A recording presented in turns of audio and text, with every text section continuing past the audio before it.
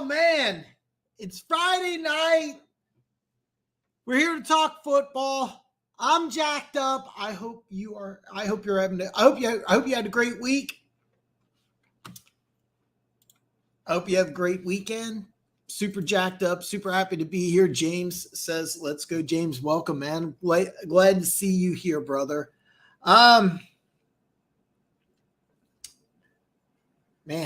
I had a couple energy drinks today. I was off the wagon, on the wagon. I don't know how the expression works, but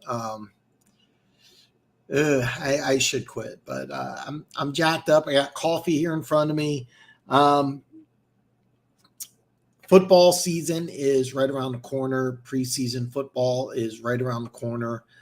We are, if I'm doing my math right, I think it's less than 6 weeks away. From Chiefs Lions. So I'm really jacked up. For those of you who don't know, Luke G and I have been conversing. He has agreed to come on Tuesday, starting the first week of the NFL season, 2 days before the Chiefs Lions play. I'm going to come back on Tuesday, so I'll be live Tuesdays and Fridays to talk with you guys. And keep in mind on the live stream, all questions answered, anything goes. James says, yeah, maybe chill on the caffeine. Yeah, I'm pretty hooked. I'm not gonna lie, man. I probably should cut down. I did a good job for a while, but kind of my work schedule got in the way, life got in the way. Making these videos, my previews.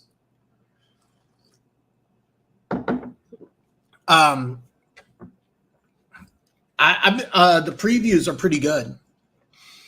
I got a little long-winded on my latest preview, the one with the Saints. However, all my previews so far I've been able to trim down to under 10 minutes, which I'm really, really proud of, because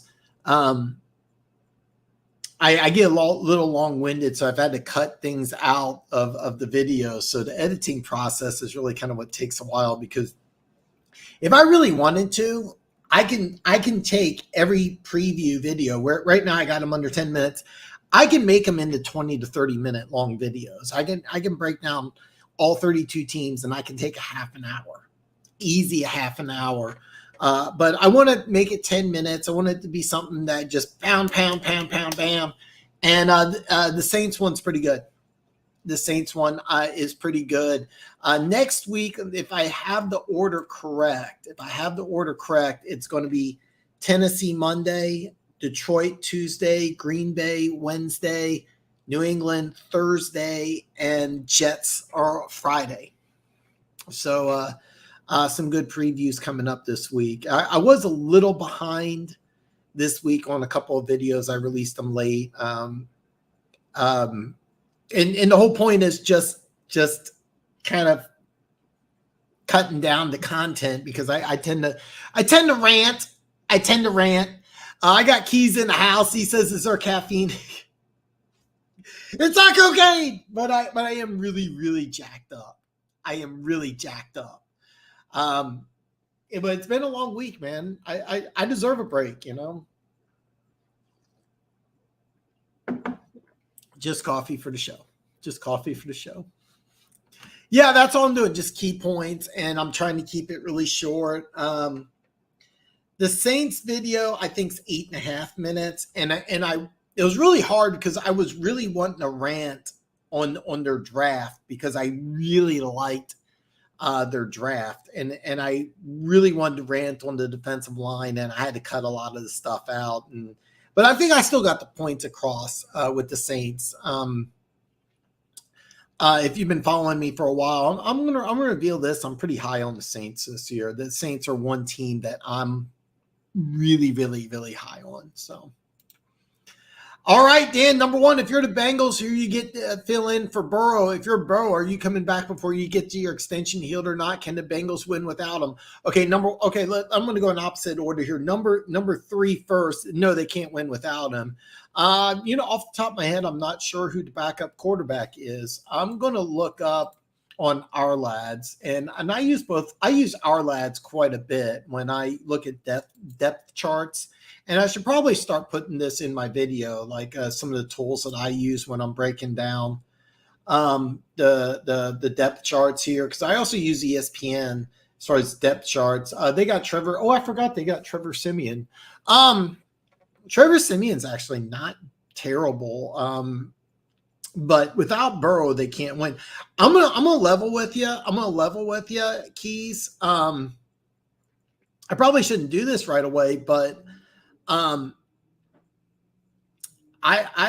didn't have Cincinnati winning the division this year. I really think it's the Ravens' year to win the North anyway. As far as once you get into the playoffs, I would trust Burrow more than I would trust Lamar Jackson. Maybe that's not fair, but yeah. So so I answered number 3. If I'm Burrow, am I coming back before the extension healed or not? That's number 2 is a good one. Number 2 is a good one because I really wanted to talk about this because I was going to talk about Justin Herbert first, but I'm really surprised that the Chargers got Herbert signed before the Bengals did, and it's a much more difficult. It's a much more difficult negotiation because this isn't the first time Burrow's gone down with an injury. This isn't the first time he's missed several weeks. Where Herbert's been kind of steady Eddie since he's been in there. So if I'm Burrow, I'm not really sure. Part of me thinks that yes, you make sure you start the season whether you're healed or not. Part of me says that. But at the same time, I've never been offered $250,000, and that's what he's looking at. So, Trevor Siemian is a guy. I believe Teddy Bridgewater is available. If I'm wrong about that, let me know. But I believe Bridgewater's available. Cam Newton's available, but I don't think he fits that scheme. I think Teddy Bridgewater would be a great guy to just bring in just right off the street because I think he could come in. I don't think he signed with somebody. I could be wrong about that. But the Cincinnati Bengals, it's actually funny when they had the number 1 pick in the draft, I thought they should have signed Teddy Bridgewater and taken Chase Young, and I kind of feel I'm wrong about that one. So number 1 right now, their backup quarterbacks, Trevor Siemian. You can win 1 or 2 games with Trevor Siemian, but I think anything more than 3 games, you're in a lot of trouble. Number 2, I think Burrow wants to come back. That's going to be a weird situation. I'm not going to lie. I mean, $250 million. $250 million is a lot of money. But number 3, the answer is no, they cannot. No, they cannot. 2. So Keys asked, how many games can Burrow miss and the Bengals still have a chance to win the division? I say 2. Anything more than 2. And I really feel like the division gets away from them.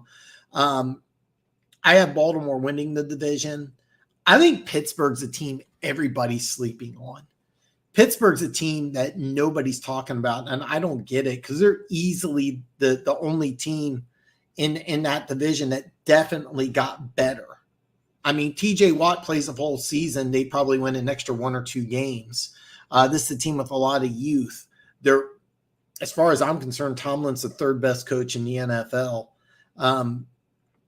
If you want to say Cleveland, with Cleveland, they got weapons and on paper, but with Cleveland, I would never bank on them. But the Cleveland's my sleeper NFL team or AFC team anyway. I got a couple sleeper teams, but Cleveland's like my big sleeper AFC team because I got them finishing last in the AFC North as of right now. But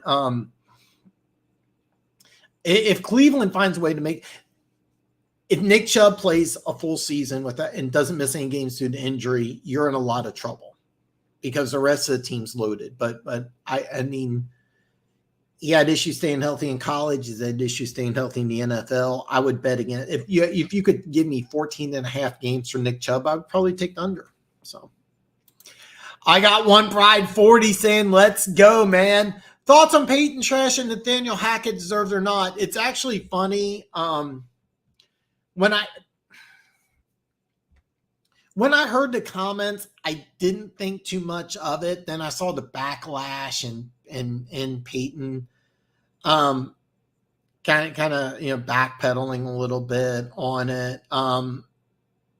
It wasn't deserved, but it definitely wasn't deserved. You don't do that. It was unprofessional. You shouldn't have said it. It was just bad. But I'll be honest, though, I didn't think much of it. I really didn't think much of it. Then all the backlash came, and it's like, ooh, okay. All right. I don't know if he's been fined, reprimanded, anything like that. And I'm talking more from the Broncos organization than it would be from the NFL. It's not an NFL type of deal, but the Broncos organization could easily come in. Keep in mind, they got a new ownership group, that Penner-Walton group. And the Penner-Walton group is going to run this more like a business. This is going to be a very business-like move. Hiring Sean Payton was a business decision. They probably, I don't know the terms of the contract. I probably should have looked it up just for fun, but they probably gave him a buttload of money. He's probably one of the top 5. I would bet, without even knowing anything, he's one of the top 5 paid head coaches in the National Football League, just because the Penn-Walton group is just insanely it's insane business. I think Denver Gator told me it's like worth something like $70 billion. It's something crazy.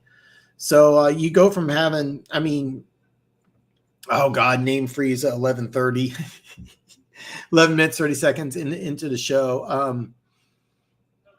I'm drawing a complete blank. The Broncos owner was the owner for the longest time. Didn't make the Hall of Fame for like 30 years too late. He's in now, and I can't believe I can't think of the guy's name, but it was basically him, Al Davis, and Lamar Hunt basically created the AFL.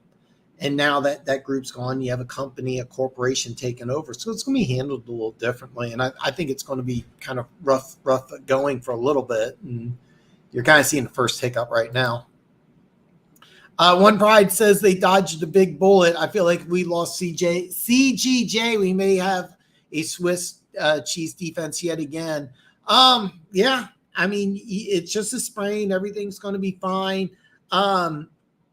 If you did lose him for the year, I just think that you would put Brian Branch in, who I think is a very similar player. So I don't think it was as bad as you may think, because you only signed him for a 1-year deal.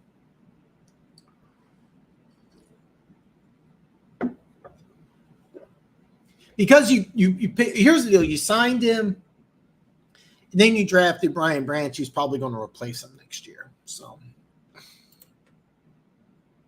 Yeah, I think it's completely legit to have not had the Bengals winning the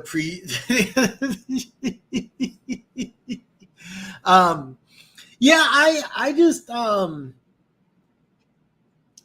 when I break down a team, I just do a plus and minus, and I've talked about this quite a bit, but I still had the Bengals as a minus even after they signed Orlando Brown.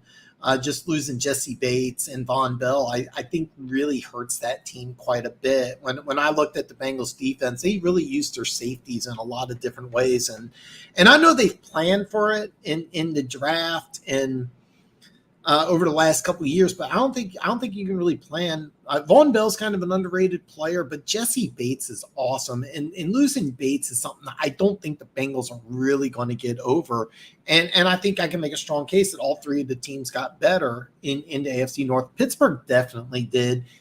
On paper, so did Baltimore and Cleveland, but on actual field, Pittsburgh did. And that's the team that I think is really scary, even though I got Baltimore winning the division. So I know I kind of went all over the place there, but what do you think of all these pissed off running backs? Well, it's funny because Austin Eckler should be pissed. And the reason why is that he was a slot receiver who played a little bit of running back. And then when Brandon Staley, I know it's Staley, I always get his first name wrong. Brandon Staley took over as head coach. He wanted to use him more as a running back and ran him more between the tackles. And that was just dumb.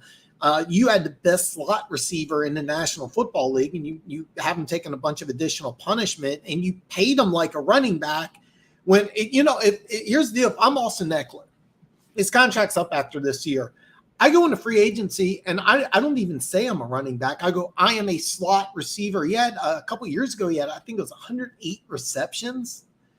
I mean, he ran fantastic routes. He has fantastic hands. He's just powerful and strong enough that he can handle about 10 to 15 carries in the backfield. And they kind of stretched that a little bit in LA. But if I'm Austin Eckler, I hit free agency, I say I am a slot receiver. I'm not a running back. That's what I do. And he's kind of one who's starting all this. And here's the deal. This is Austin Eckler's fault because he signed that. It was a 4-year, $25 million deal. And I remember when he signed that, I remember thinking, this is a terrible contract because they're not using him right. All right. I mean, well, I thought this afterwards because Staley took over, I think, like year 2 in his contract. But this is a guy who's a wide receiver, and he should be used as a wide receiver. I don't blame Austin Eckler at all. Saquon Barkley, I was going to talk a little bit about his contract. He should be mad as well, but I mean, he's got some injury issues. I always get the name mixed up. J.K. Dobbins, the running back for Baltimore, he's got legitimate beef, but I mean, when you've played less than half the games that you should have played in the NFL, I don't know why you can demand big time money. What I think of all the pissed off running backs, it's kind of funny because it used to be that, I'm trying to think of I'm going to say 30 years ago, and maybe 35, maybe 40, that you needed a running back. It used to be running back was the easiest position to transform from college to pro because it's the same thing. It's just bigger, stronger, faster. It's so much different now because if you're a stud running back in high school, you go to college and you're an absolute, I'm talking 4 or 5 star, you're still a stud. But even if you're a high draft pick, even somebody like Bijan Robinson, you got to learn how to pass protect. I'm going to tell you something. Go watch Texas as much as you want. You probably won't find, I'm going to see if I can get this sentence out here. You probably won't find 5 plays and watch him pass protect. And that's the very first thing he's going to have to learn to do in the NFL. All right. You were a record setting running back in high school, record setting running back in college. You're a top 10 pick. And now you're asked to pass block. And that's something that 30, 40 years ago, you didn't have to do. It's a different day. It's a different day. If I'm an NFL running back, I get it. You take an insane amount of punishment. You have to learn how to pass protect. You have to learn how to catch.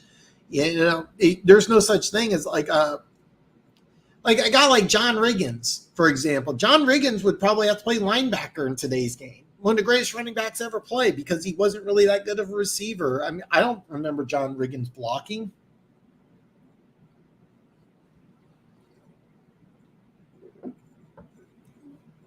I get it. I get it. It used to be the premier position in the National Football League, and it's no longer, and it sucks. It really sucks. It's making more and more running backs switch to wide receiver. Seriously, 30, 40 years ago, a guy like Jamar Chase is playing running back. Dead serious. DK Metcalf 40 years ago would have been a running back. Serious. If you don't think so, look at Eric Dickerson.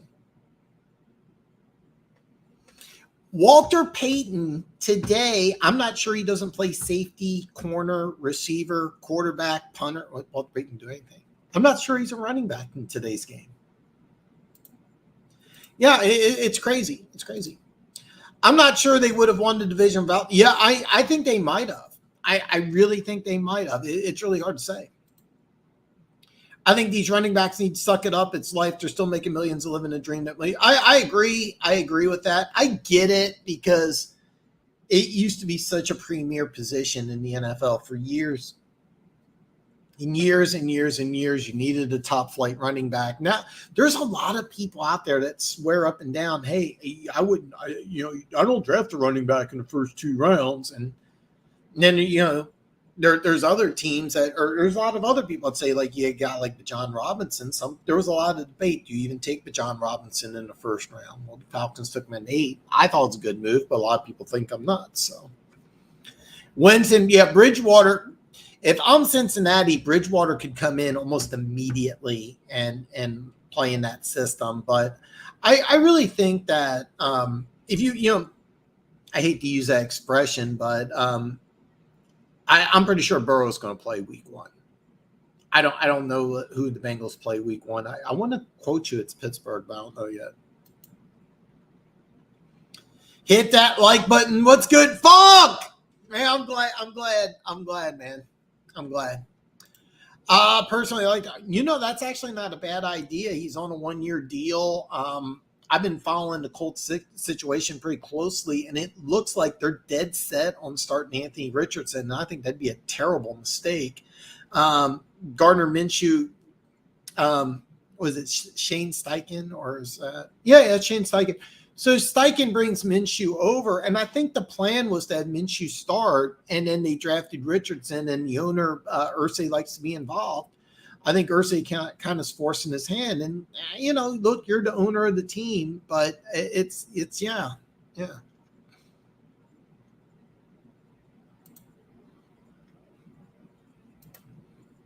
Yeah, it's a tough one. By the way, he's not calling Key stupid. if you're seeing this late, he's not calling him stupid at all. But the running back gripe, and you know what? I get it, but bottom line, you're replaceable. Go ahead and sit out. Do like Le'Veon Bell does. The NFL's just going to keep going. That's just the way it is. It's nature of the beast. If you're a top flight player in the NFL, you want to play receiver, you want to play linebacker, you want to play safety. You no longer want to play running back, where it used to be if you were the best player on the field, the position was running back. And that's no longer the case. So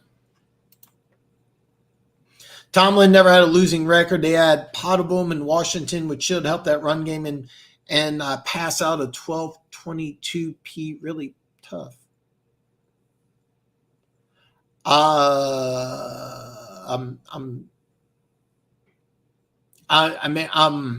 Okay, 12 personnel and 22 personnel, really, really tough. Potterboom in Washington. I'm drawing a blank on Potterboom, but Washington, you're talking about the rookie tight end out of Georgia. You add him to went to Penn State, number 87. They love the kid. I actually love the kid. I'm drawing a complete blank on his name. Yeah, they're going to use a lot of two tight end personnel. Yeah, you're 100% correct. You're 100% correct. By the way, Deontay Thompson got injured. I believe it's minor. I'm going to follow up on that. That's going to be a big case. Doug Peterson came into a worse coached situation in Jacksonville. I don't remember Doug having to try. No, he did not. And don't get me wrong. I'm not saying what he did was wrong. I'm not saying what he did. And by the way, Keys referring to the Sean Payton comments. I'm not saying it wasn't wrong. I just didn't think it was that big of a deal, and then kind of just took off. But Corey, what's up, brother? Man, I am glad to see you, man. I am glad to see you bowling.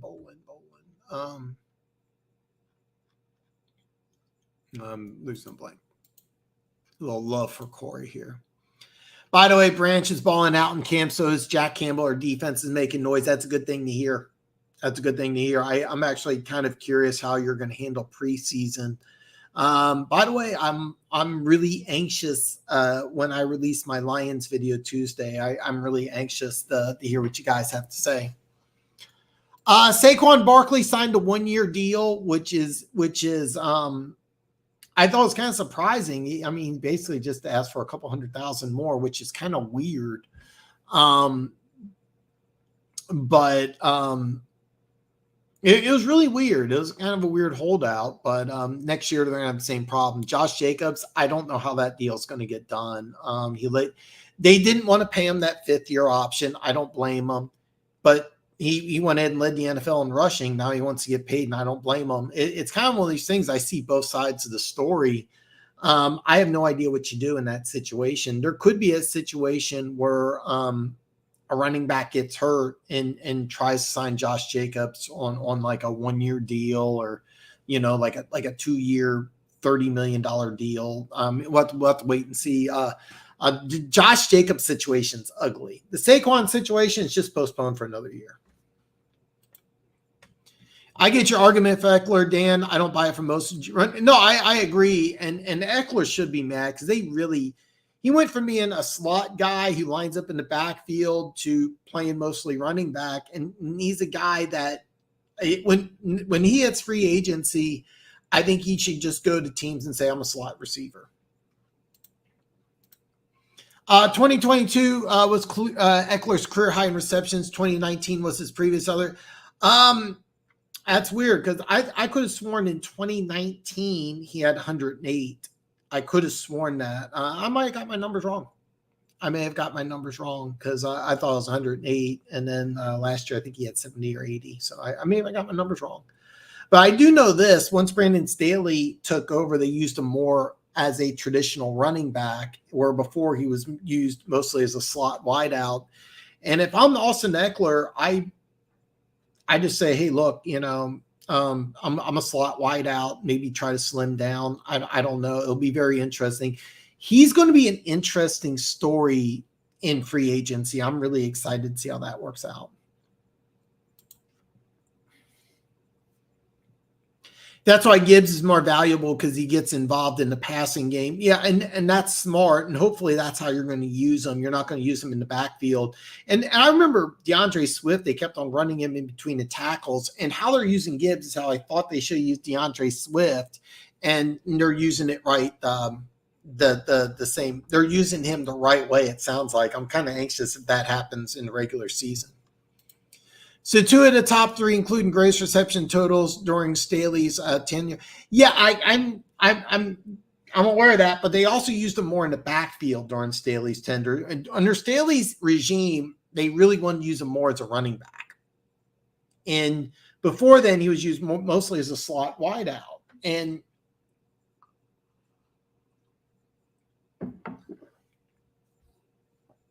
If I'm Austin Eckler, when I hit free agency next year, I'm a slot receiver.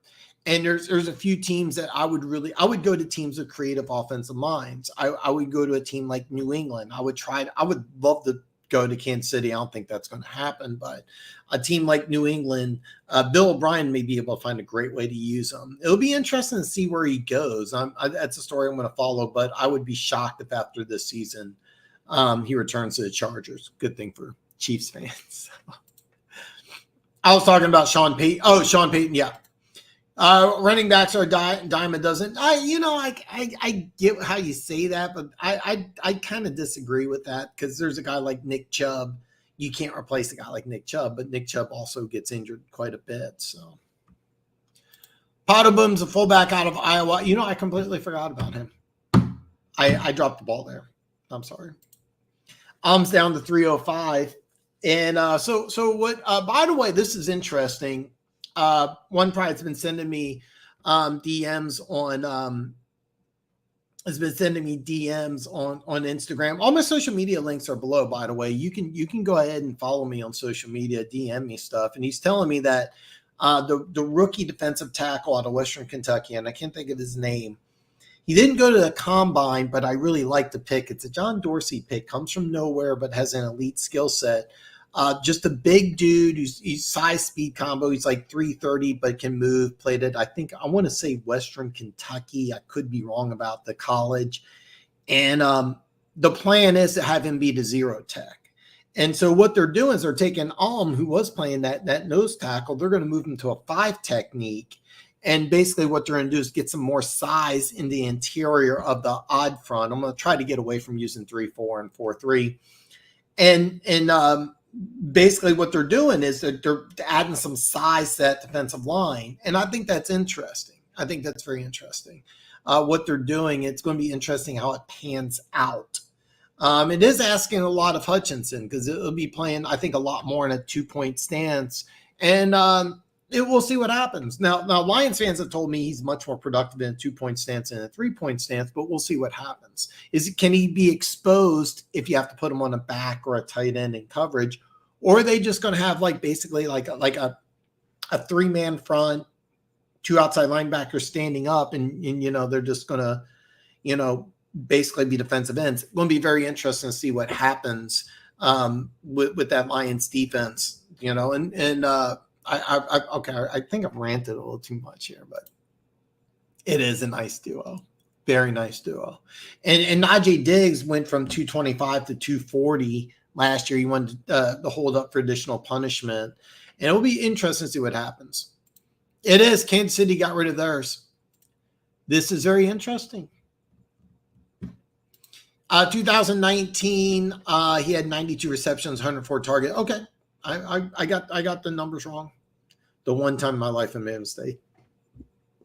But I mean, yeah. I don't know exactly the numbers, but I do know they're using them more in the backfield. And if I'm Austin Eckler, when I hit free agency, I just say, look, I'm a slot receiver. I'm not a running back.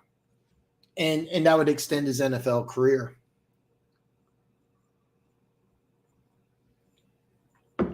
That would extend his NFL career. True Red Sea, but our running backs argument should be paid more for taking beating. Oh, it's my girl. Hey, girl TV. Oh, look at that beautiful picture. Coco's adorable. Coco is adorable. Hutch was beaten up on Sewell. That's a good thing for both. There was one pride. I should have sent this to you. I saw it several different times on social media. Top 10 tackles in the NFL, and Penei Sewell was, I think 6. It was left and right tackles. I think it was 6.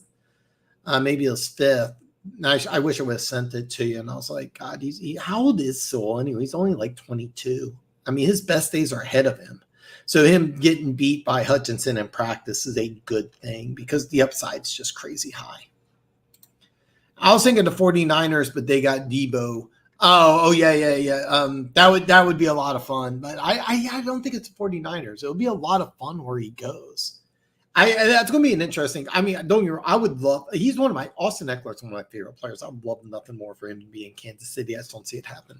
Broderick Martin is the 3rd round pick. I want to say Western Kentucky, and this guy, they're actually planning on him starting as the zero technique. And by the way, when I say starting, he's basically going to be on rundown situations. They're not asking him to get after the quarterback, but it's he's going to do some good things. He's going to do some good things there in Detroit, and it sounds like he's earned a starting spot. It's going to be a good thing. Eckler's carries increased 74 and 22 from 2019, 204 versus 102, 206, and okay. Let me see if I can. All right.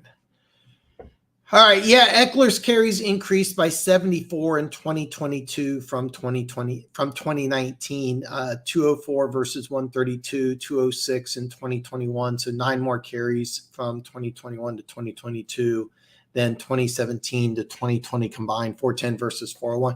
Yeah, they're using him. Basically, Keys couldn't just come out and say, yeah, Dan, you're right. And that would easy. Yeah, they're just using them more. And I think this is just kind of a microcosm of what Brandon Staley is doing wrong. And you can blame Joe Lombardi if you want, and he's the scapegoat. But, ultimately, bottom line, you got a superstar player in Austin Eckler and you're just using them wrong. That's just my opinion. Aleem McNeil. I'm going to get that name wrong at least 50 more times. Hey, girl. He is way more productive in a 2-point, oddly enough. And I think that's great. I mean, I think that's great that he is way more productive. But what happens when teams take advantage of him being in a 2-point stance? And here's the deal in Kansas City. And this is important because John Dorsey was the GM when the Chiefs ran a 3-4 defense, and they had Tamba Ali and Justin Houston. Now, Tamba Ali was drafted to be a defensive end in the Tampa 2 scheme under Herm. And what they did is they moved him to outside linebacker. And I didn't think it would work. I really didn't think it would work. And it turned out to me he flourished. He just flourished. But they didn't ask him to cover backs and receivers. Basically, what Kinsey did was they basically had a 5-man front. They had Derek Johnson as middle linebacker, played everywhere. And they used a variety of different guys next to him. But it worked. It worked for a long time. And I kind of wonder if that's what John Dorsey's going to do. But if you said Hutchinson was bumped down to 3rd string, who's the other guy? Who's the other guy that's going to be opposite outside linebacker? I apologize. I should know this, but no. 100% it's do or die. 100%, yeah. Any significant news coming out of Chiefs camp, Dan? I don't know if it's significant. John Ross retired. A lot of people thought he might make the team. Former 9th pick overall. Ran the 4.22 in Indy. I think Kansas City was his last stop, and it's kind of sad because I mean, you know, I watched him play at Washington. Little side note is I don't think you can get on. I don't have Netflix anymore, but Netflix used to have something called Friday Night Tykes, and it was about like you know, the little kids there. It was playing in Texas, and it was kind of disturbing. But the final year they followed Snoop Dogg's you know, I think it's under 12 group, and John Ross used to play for Snoop Dogg, so he arranged for Snoop Dogg to bring like the championship team to a Washington home game, and they got to come on the field, and John Ross, like, you know, introduced himself and all that stuff. So I always had a soft spot for John Ross. Maybe not story you were looking for, but Sky Moore. Almost every single day I'm hearing something about Sky Moore. I don't, you know, Corey, I should know this, but if you're doing fantasy stuff, you may want to take Sky Moore like in the later rounds. He's making a lot of noise in camp. And I was kind of expecting this. But yeah, Sky Moore is a guy that you may want to pay attention to. I think he's going to have a big year. I think he's going to have a good year. Yeah. He's 20, he's 23. Okay. I mean, here's the thing though, 20, you know, old man at 23. I mean, his best days are ahead of him. His best days are ahead of him, and he's already called a top 10 tackle in the NFL. So him getting beat in practice, I think is awesome because he's just going to learn, and the upside's immense. I mean, and I feel bad because for years I kept on saying, well, I think he'd be better at guard. And I'm still not sure I'm wrong about that. But, I mean, you got a guy who's just getting better and better and better. So with Broderick, he's basically a great value. Damon Snacks Harrison just going to eat up blockers so other defenders. Yeah, and that's exactly what he's going to do. Like, at the end, let's just say he starts 17 games just for fun. He may have a stat line of like 36 tackles, 1.5 sacks, and there's going to be somebody who's going to look at him and say, "Oh, that guy's no good." But in reality, when Aiden Hutchinson has 14 sacks that year, you know, and the Chiefs had a player by the name of Dontari Poe, kind of similar dude, and he was so key to that Chiefs defense. He ended up, he had, I don't give me the specifics, but I cannot give you the specifics, but he had to have back fusion surgery, and he was going to miss the whole year. Turned out he didn't miss a game. Never the same player. Had no power. The dude was 340 and consistently got pushed around in single coverage after the back surgery. He never recovered. He wasn't the same guy. But he had a couple of years, his first 2 years in Kansas City. He really made that Tamba Ali, Justin Houston. I said James Houston. Did you see that? But he really made that Ali Houston combo the best in the NFL because you had a 340-pound dude who could run, and you didn't want that guy hitting the quarterback, so you had to double team that guy.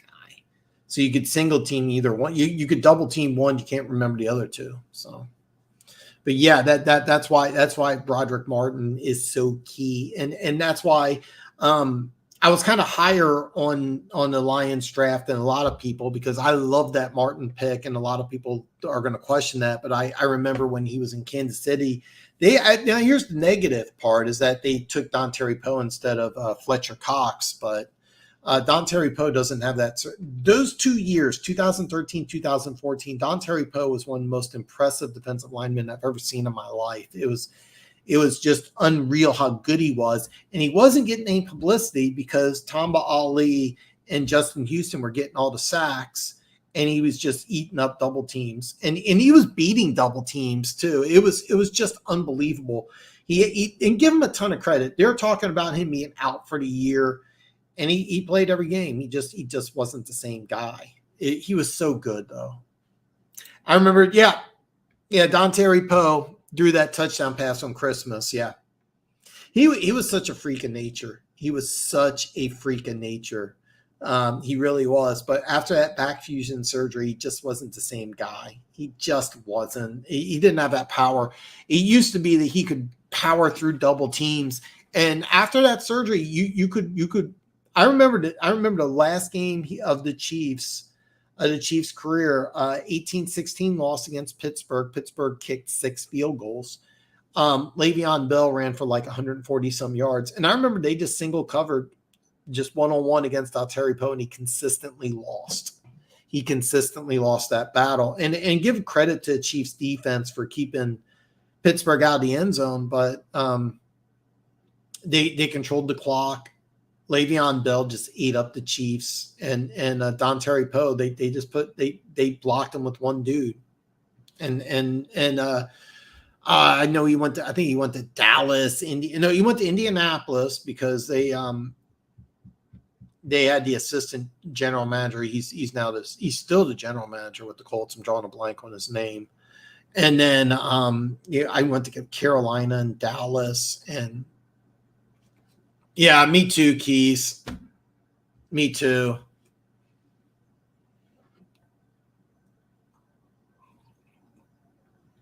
I remember I used to watch the NFL Top 100, and I remember it was like getting down to like in the 20s, and I was like, where's Dontari Poe going to be on this list? And I was like, oh my God, he's going to get like 25 or something, and he ended up not being on the list. And I'm like, what the hell's going on? Do people not realize how good he was? He was so good. 2013, 2014, watch Dontari Poe, and he was amazing. Just flat out amazing. 18 sacks.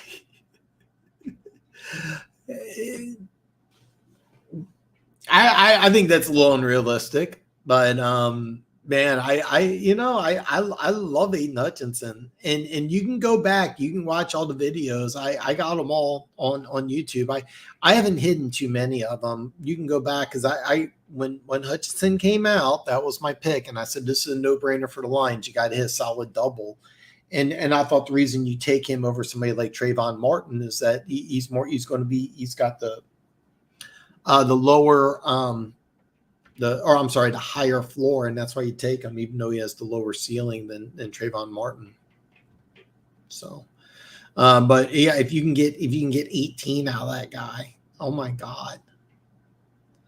I mean that puts you in the running for Defensive Player of the Year. And that would be a lot of fun for the city of Detroit. Kind of like Levi, what's surprising is he's practicing. I didn't know he was practicing, so that's a good thing. Yeah, Dontari Poe was 6'3", 340. Went to the combine, and he ran a 4.86 I think it was 4.86, but it was the agility drills. He looked like a linebacker at 340, and that's why the Chiefs reached, because he was like a 3rd or 4th round pick. And then after the combine, the Chiefs, I think, took him at 12. Fletcher Cox, I think, went 14, and a lot of Chiefs fans wanted Fletcher Cox. And I remember after the first couple of years, I'm like, yeah, we good move. We didn't pick Cox. Cox going to end up in Canton, and Dontari Poe is going to be somebody like the hardcore fans like me and Keys remember, but through the time of NFL history, it's going to be long forgotten. But God, he had 2 years with Kansas City. It was one of the most impressive things I've ever seen in my life. I could actually, one of these days, maybe I should make a video, because what they used to do is on 3rd and long situations, they didn't take them out of the game. They actually put them at a 5 technique. And so what you did is that if you're a tackle, you had to figure out what to do, because you couldn't double team Poe, right? So you had to take, your tackle had to take either Holly or Houston, and then you have your center kick out. So you had to double team Poe, but you put him at a 5 technique. It was just amazing. It doesn't sound like much, but he stayed on the field like it was something crazy. It was like 85 to 90% of the snaps, and he weighed like 345. And I mean, he wasn't dogging plays either. I mean, he was going after the quarterback. He was running down running backs. I mean, it was 100%. And then after that surgery, it was just so different, so different. His big, yeah, he really was.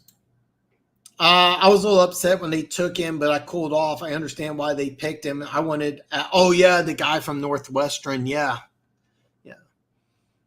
I get it. I get why you would want him. I mean, he ran that, what was it, 4.48, or I mean, he ran like a wide receiver, and I get it. And I wonder if that, I think the Colts got him in the 4th round, and that could really pan out good for what the Colts are wanting to do defensively. Gus Bradley staying with the Colts as their defensive coordinator, and I think he gets I got like a fruit fly swarming around here. It'll be very interesting. It's going to be very, very interesting. Corey, this is the whole point of this channel. This is the whole point. I've been dying to hear about this. Thank you so much for sharing this. Corey, a.k.a. the Red Sea. In other news, Simmons has all but stolen the free safety job from Jalen Thompson, who's now sliding down to play nickel corner. This is actually a huge deal. I did my video on Arizona Cardinals, and I really thought that this was just a genius move by the Cardinals. A lot of people think that the Cardinals are going to finish dead last in the NFL. They're going to have the number 1 pick in the draft. It's kind of been a foregone conclusion, and I think it's really premature because, number one, Kyler Murray may play opening day, and this move here, Simmons going from free safety, and this is smart because when they drafted him, they put him at outside linebacker, which is just dumb. Then last year, the defensive coordinator, and I'm drawing a complete blank. He's with Vance Joseph. Vance Joseph had the foresight to say, look, let's put him at inside linebacker, but let's have him play more in coverage, use him more as a slot corner. He may have actually, it depends because of so PFF, what they do is where you're lined up on the field is the position that you play. So they would probably call him a slot corner. I would call him a linebacker. But he played a lot. He had a lot of slot corner responsibilities, and the further away from the line of scrimmage, the better he played. He still had 4 sacks last year. And here's the deal. A dude who's that big, you instantly assume that he has to play linebacker. No, he doesn't. Corey, you may be too young to remember. There was David Fulcher. He was like 235 in the 90s. He was a really good safety. I think he just ballooned up to like 250 and just couldn't play anymore. Kenny Easley, one of the greatest safeties of all time. He was a big dude in the 80s. I want to say he was like 220 or something. Joey Browner also played in the 80s. He was like, 215, 220. I mean, so, yeah, I'm mentioning guys you've never heard of. You probably never heard of David Fulcher, Kenny Easley, Joey Browner. I'm mentioning a bunch of guys, but throughout NFL history, my point is throughout NFL history, there's been bigger safeties. And because of that, you can, if you have a guy who's fast enough who can play the position. He went to high school literally 10 minutes away. And he was a safety, and he goes to Clemson. He plays safety, and now they're putting him at safety. This is just like Hassan Reddick. This is exactly like Hassan Reddick. When you put him in the right position, the position he played in college, he could explode. The funny thing is, though, you may have him for this year, and then he hits free agency, and he could command a lot of money. I think he's a guy that there's going to be a lot of teams looking at him in free agency and saying, "Oh, I can have some fun with this guy." I'm kind of surprised, I wouldn't be surprised if he goes to a team like New England. I'm kind of hoping he doesn't go to the Patriots. I don't want a guy like that, going to a Belichick coach team. So, but please keep me informed about this, because this is something that's really big. And I think the Cardinals are a team that everybody thought would just be terrible, but Kyler Murray's going to play. They got studs on and they do. They have some studs on defense. They really do. I'm not sure about the pass rush. How effective is Kyler Murray going to be? It's a question. But I mean, people are just instantly saying that they're going to have the number one pick in the draft. I'm like, slow down. Slow down. So, our D line looks like Hutch, McNeil, Martin, Pascal, Harris. Okay. McNeil, Pascal. Ooh, Harris. That could be a lot of fun. That could be a pretty good defensive line. Martin, you may have seen some clips where Martin has some speed and everything, but he's not really going to be that guy. I'm worried a fruit fly flew in my coffee. I get it. He's not that guy. No. Almost right. I like Martin because I remember he reminds me a lot of Don Terry Poe. Don Terry Poe played at Memphis, and he was going to be like a third or fourth round pick, really blew up at the combine, but Martin didn't go to the combine. And there's a good chance Martin did go to the combine. He would have had a good one. But I see the same thing. I see what John Dorsey's doing. There's a lot of what Kansas City did with Alex Smith. Because the first couple of years Andy Reid was here, the Chiefs were a completely different team. They had a really good defense.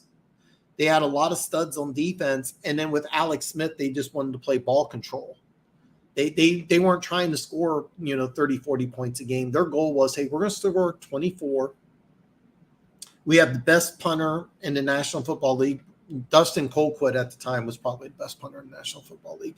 He had the highest gross average. I mean, I remember as a rookie, like he would punt the ball, it would go almost out of the stadium. I mean, like it was just different. The play clock would always go to under 5. Now keep in mind we had Jamal Charles. So he was undersized, but Andy Reid had the intelligence to like, hey, let's get this guy a little more involved in the passing game.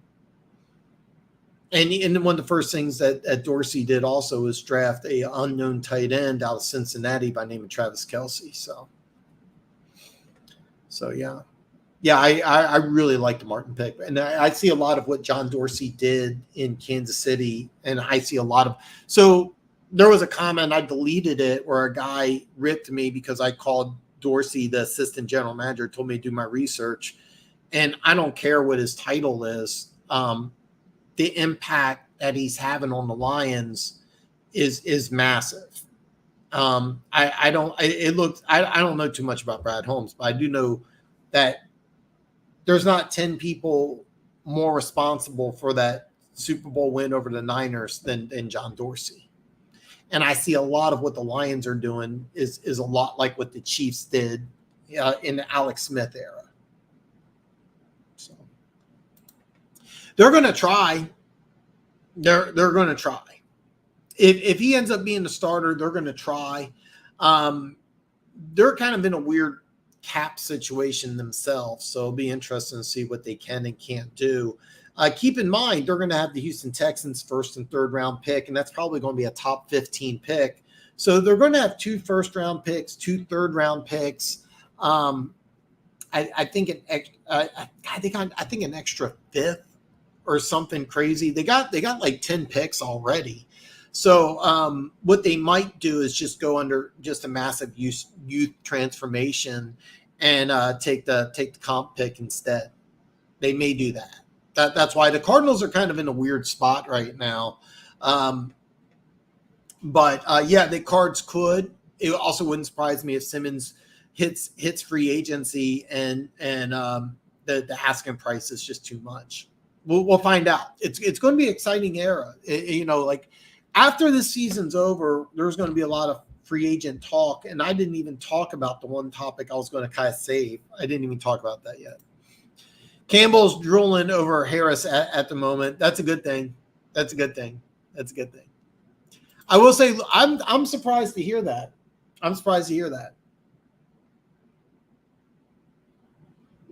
Because I think I thought Luke was really high on Hendon Hooker. You have some size. You don't really have much. I think your defensive line isn't terrible. You got some space eaters, but you have nobody to get after the quarterback. So.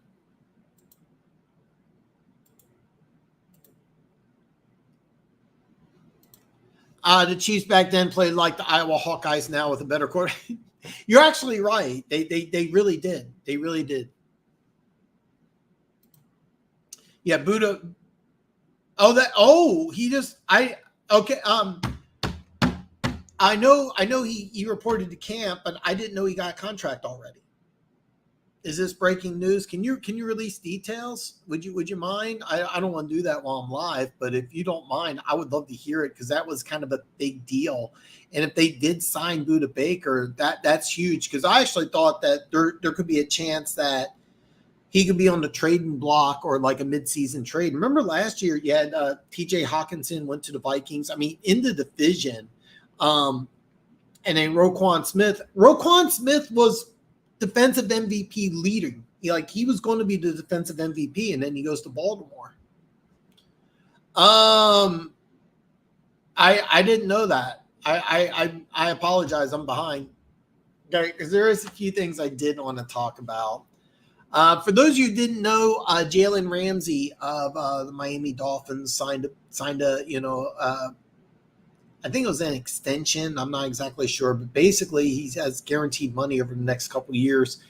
He's going to be out for the next several months. That's kind of big news for Miami. And I think that a lot of people that were kind of hyping up the Miami Dolphins, I think you're going to see more and more negativity come up. And I think this is a big deal. I think it's a big deal. I mean, there's a lot of things going wrong. I think in Miami, there was, I'm one of those people. I was not really high on the Dolphins this year. I'm not high on Mike McDaniel. I think he's a great offensive mind. I think he's entertaining, but I'm not sold on him. And this is a big loss. And now he's not out for the whole year. But if you're the Dolphins, let's just say week 12. All right, I think the AFC is significantly tougher than the NFC. So let's say you hit week 12, and I don't know off the top of my head when the Dolphins bye is. Well, let's just say you already hit the bye, right? And you're 5-6 going into week 12, and you can get Jalen Ramsey to come back. If you're Jalen Ramsey and you're like, well, we got to win 5 straight games to go to the playoffs, I'm going to take the year off. Let me ask you this: if you're 6-5 in the AFC,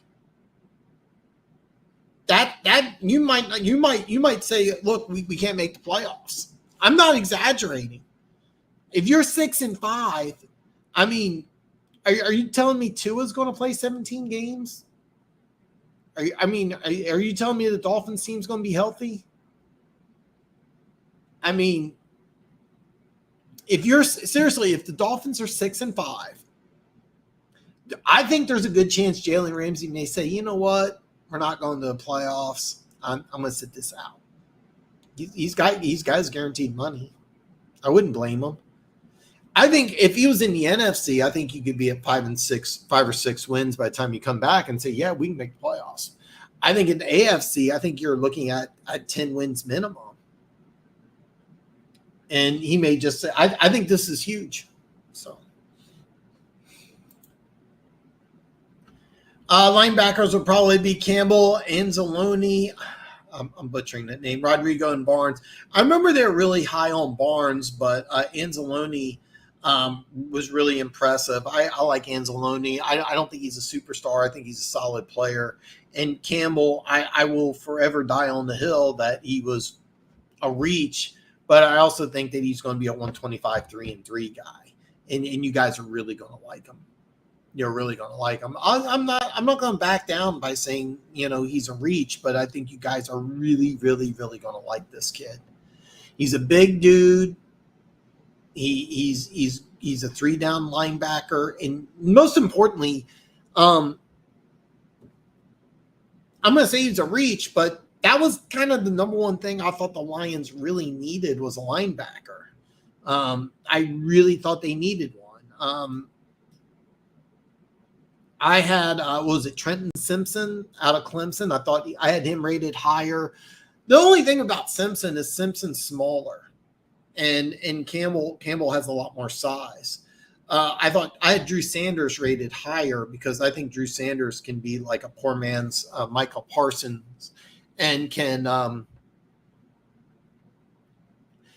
be a poor man's Micah Parsons. You can use him as a little bit of a defensive end. So that's kind of my logic behind the Campbell pick being a reach. But I get it. I get it.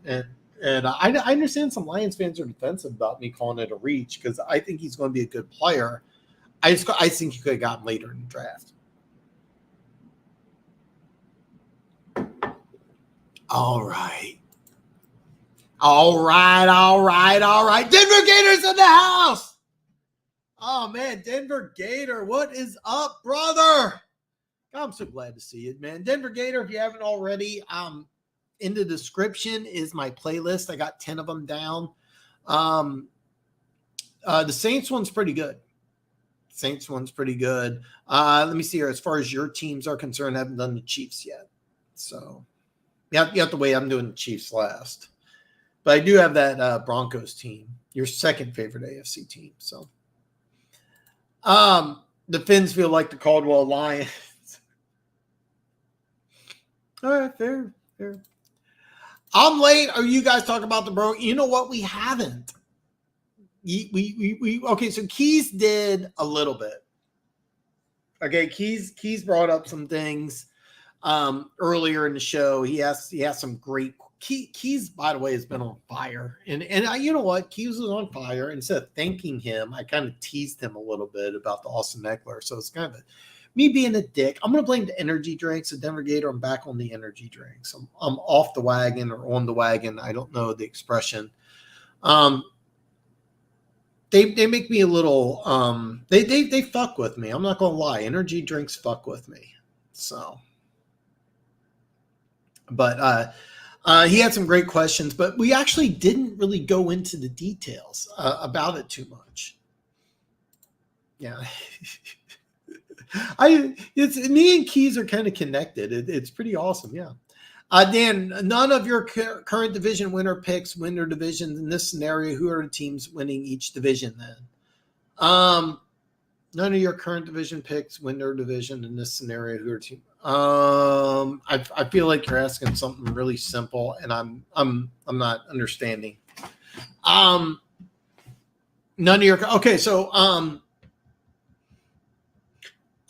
had Baltimore, healthy Burrow or not. I have Baltimore winning the North.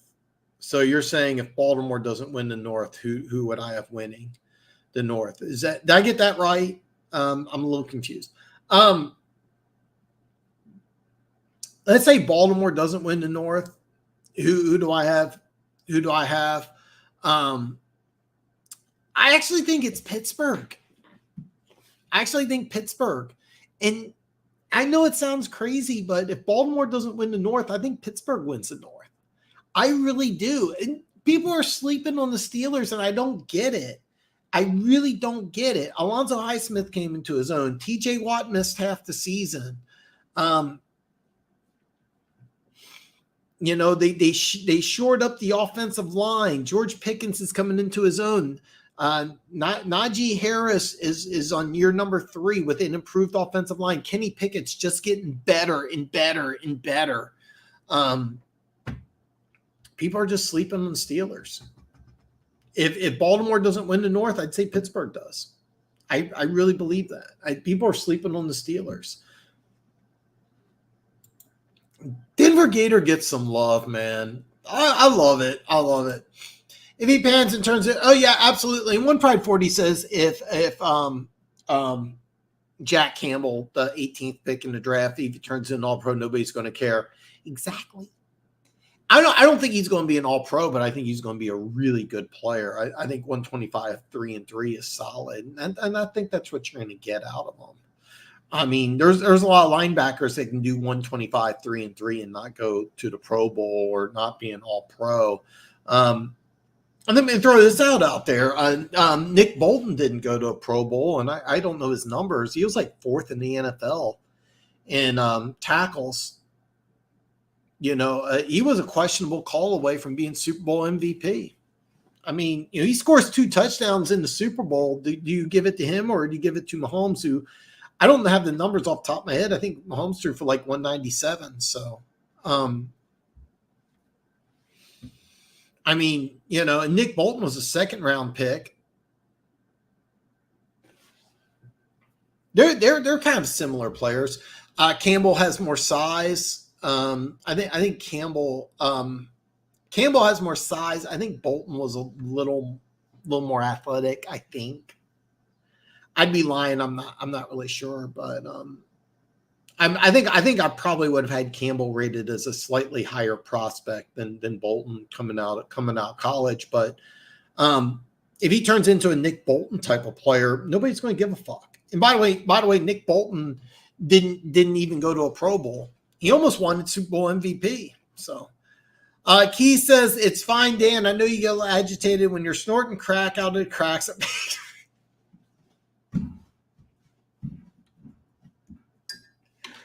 Oh God.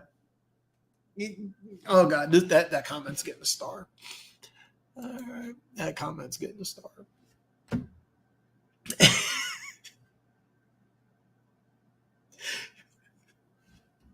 Oh God. Okay, yeah. I got Pittsburgh. I'm really high on the Steelers. Nobody's talking about the Steelers, and I don't get it. I mean, this is a team that could have a top 10 defense, a much improved offense, and they won 9 games last year. I mean, what else? I mean, seriously, what else do they got to do? And you know what? I think it's there's some teams I think that operate truly better as underdogs, and I think the Steelers are one of them. I really believe that. Yeah. So Denver Gator gets lots of love. So basically our cornerbacks will be Sutton, Mosley, CGJ. That's not bad. I'd be kind of interested if Brian Branch plays little slot corner, because that's kind of what he did mostly at Alabama. And I'm really curious, because I think you may be surprised when you see Brian Branch play some slot corner. That's what I love about the Brian Branch pick, is that you can play him at free safety, strong safety, corner. I actually think you could put him on the outside and then play outside corner. I think you really could do that if you really wanted to. I think if you have some injuries, it wouldn't surprise me if you put Brian Branch on a outside corner. It wouldn't surprise me. I think you may be surprised when you see Branch play a little more corner than you think. It'll be interesting. I know you're not, Keys. I know you're not. Keys says he's not sleeping on the Steelers mainly because of Tomlin and what they're doing in the backfield tight ends. I just wasn't impressed with Pickett, but I'll probably be wrong. Well, the one thing I liked about Pickett is that he got better as the season went on. I don't think Pickett's ever going to be a guy who's going to be that elite guy. I don't think he's that guy. Like if you're down by 3 touchdowns, it's just going to go back there and go ding, ding, ding, ding, ding. I don't think he's going to be that guy. He was that guy at Pittsburgh.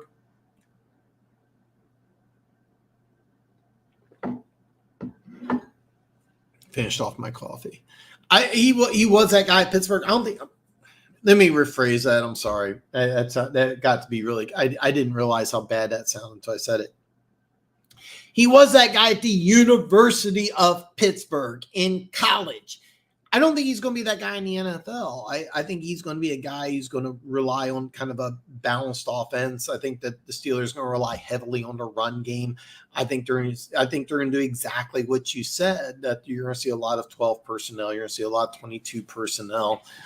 They're just going to run the ball. They're going to play good defense. And I don't think they're really going to ask Pickett to do that much. But the one thing I liked, and I always look for this with young quarterbacks, is do you see him getting better?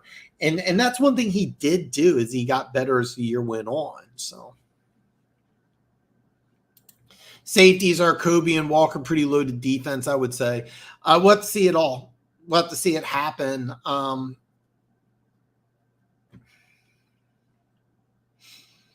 It'll be interesting. We'll have to see what happens. Because I think that on paper, what you have makes sense. What's going to happen during the season if you have an injury, when your players doesn't play up to snuff, we're going to have to wait and see what happens. But on paper, yeah. Okay, Dan, you did the AFC North. How about the other AFC divisions and the NFC divisions?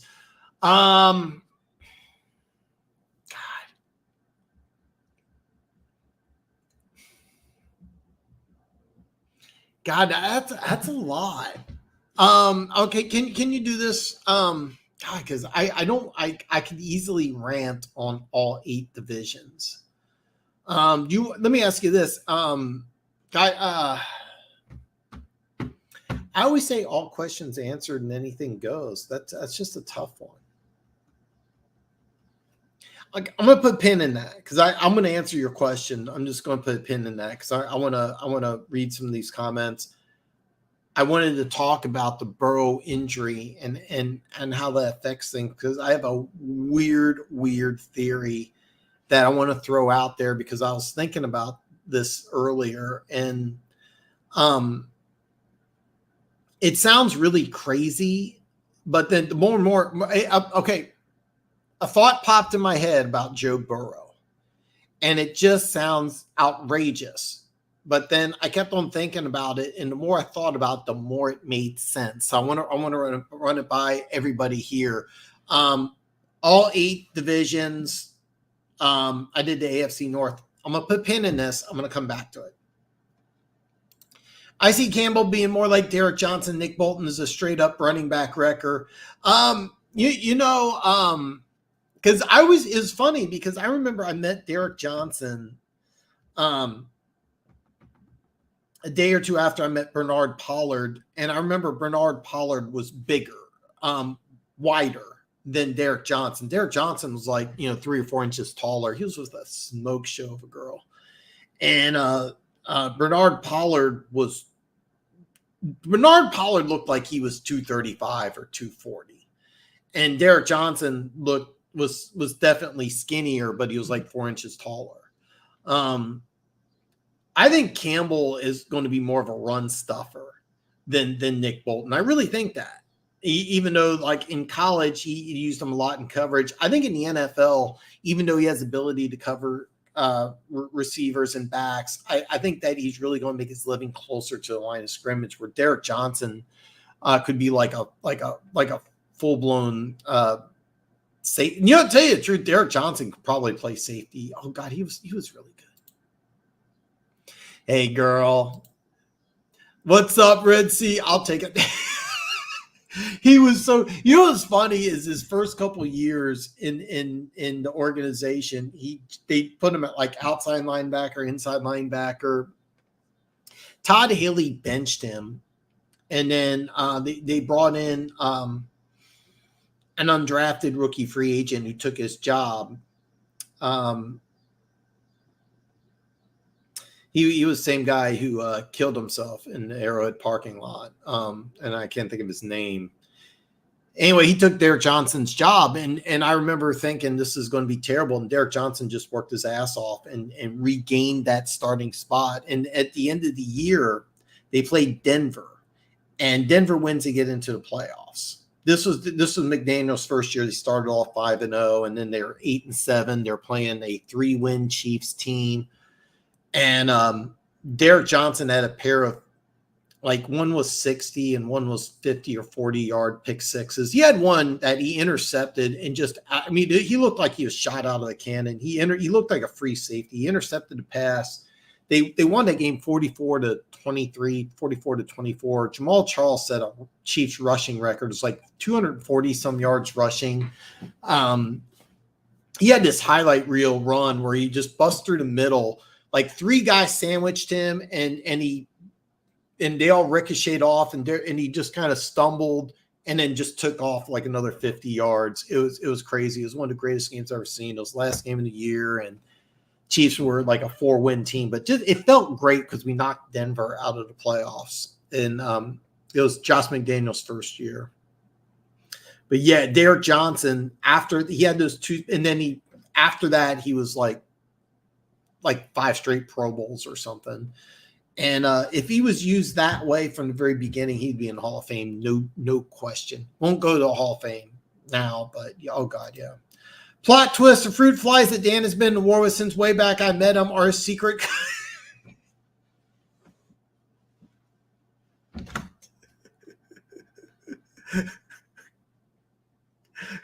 During the summer, I get fruit flies because I love bananas, and I've been keeping them in the refrigerator, but I still get them. I don't know why. Definitely not forgetting.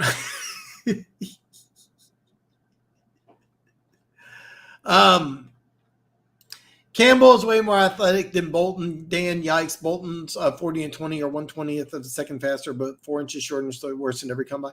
I'm telling you what I see. When I watched them both in college, I thought Bolton was a little better in space. You probably watched more Campbell than I did. I didn't watch a ton of Bolton at MU, but I kind of got the impression Bolton's going to be better in space. That's my impression. And if I'm wrong, I'm wrong. That's kind of what I think.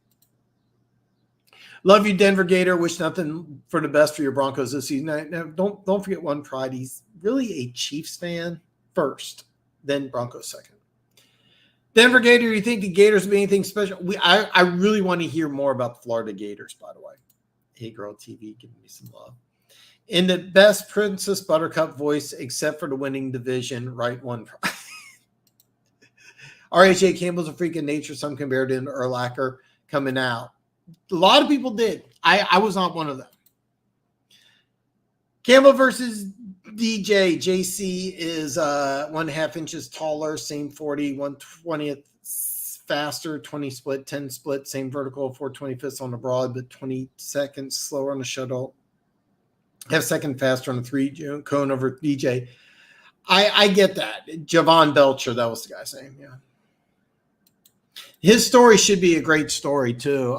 Rookie free agent out of Maine, played defensive end. They moved him to linebacker. Took Derek Johnson's job in preseason and got a big contract. And anyway, tragedy. Jamal Charles has the NFL single game rushing record. If he doesn't ask to be taken out of the game because he didn't want to get it that way. You know, you might, I don't know about that because I remember he had that long touchdown late in the fourth quarter. And you may be right about that because I remember he had that long touchdown that gave him the Chiefs single game rushing record that Larry Johnson had. And it was funny because he broke about like 30 or 40 yards. It was just such a great, it was one of those highlight reel runs that you watch and it like still gives you chills. It was just fantastic. A couple Broncos I think I want to say 3, but it was probably just 2 that collided on each side. And he just stumbles and has like 1 or 2 steps where he looks like he's going to fall. Then he regains his balance. And because he had that world-class speed, he just, as soon as he got going, it was game over. And, even though he had some great seasons under Andy Reid, really his best years were before Andy Reid, believe it or not. He just Todd Haley didn't want him to be an every down back because he wasn't 200 pounds. I kind of sort of get that. We had Thomas Jones, who it was kind of funny coming out of college. He was less than 200 pounds, put on like 20, 25 pounds of muscle. He was Chiefs every down back, and Chiefs had a 1-2 punch. That was pretty good. I think Thomas Jones retired after the 2012 season. I could be wrong on that. And Andy Reid just used Jamal Charles different. But the truth is that when Andy Reid got here, Jamal Charles was actually slightly. 2013, he had a really good year. 2014, he got hurt, and really he was never the same after 2014. I could be wrong on the years. I think it was 2014 he got hurt, tore his ACL against the Bears, and he really wasn't the same after that. He really wasn't. Still had some great years, but Yeah.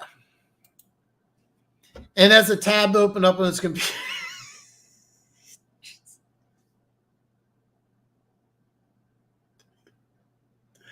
Oh God. Oh God. Oh God. This is what I've been waiting for all week, so I can get comments like this. JC versus Urlacher. Urlacher 0.08 faster, 40. Campbell better, 2010 vertical broad and 3-cone. 0.06 lower than Urlacher on the shuttle. Now, okay, so here's the deal with Urlacher. Urlacher played punter and safety for New Mexico. He never played linebacker. And what happened is there was so many issues because what happened is Urlacher went from a 6'3", 220, 230-pound safety. He hit the combine at like 250. He put on like just magically put on 20, 30 pounds in a few months, and teams were like, what the hell's going on? And there was a lot of talk about steroids. I mean, take a look at Urlacher at the time. Go back and look at Urlacher. I mean, he looked like Ivan Drago. And he didn't play at that size either. I mean, he didn't play at that size. He came to the combine. He put on like 25, 30 pounds of muscle, like almost overnight after his career was over. But he still had that incredible 40 time. And people were like, we don't know what to do. There was a lot of talk about steroid use. I mean, you can go back and, Urlacher's like, I'm not even, I mean, it was kind of bad because nobody was like, he didn't come out and say, oh, I just worked out really hard. It was just like, he didn't know what happened. It was just kind of a weird thing. And there are some people that have those late growth spurts. Terrell Owens was one of them. He entered mid Tennessee State. He was 6 foot 170. He got there on track scholarship. And then all of a sudden he blew up to 6'3", 230 and still had the same speed. And he didn't gain that speed like his freshman year. It was towards the end of his career. And it's weird, but there are some people that have like growth spurts later in life. It can happen at 20 and 21. It's unusual, but it happened. And with Urlacher, nobody had the answer. Even Urlacher didn't have the answer. So that was kind of a weird situation with him going into the draft. I don't think the Gators will be special this year, improved hopefully, but without AR, we might be sneaky under the radar, underdog, not under a microscope. Kind of, I don't know if I should even bring it up. I remember the bowl game, last game of the season, John Kitna's kid took over. I thought he may be a starting quarterback. I kind of wanted to get into detail, but he's no longer on the team. Weird circumstances. I actually looked it up not too long ago. He's back in Texas with his family. They live in Texas. And the best of my knowledge, I can't think of the kid's name. I'm going to call him John Kitna's son. He's not playing college football. Probably won't ever again. If you know the story, it's pretty sad. Not a good story. Not a good story at all. Not a good story at all. Phone's going to die. See you later, crack.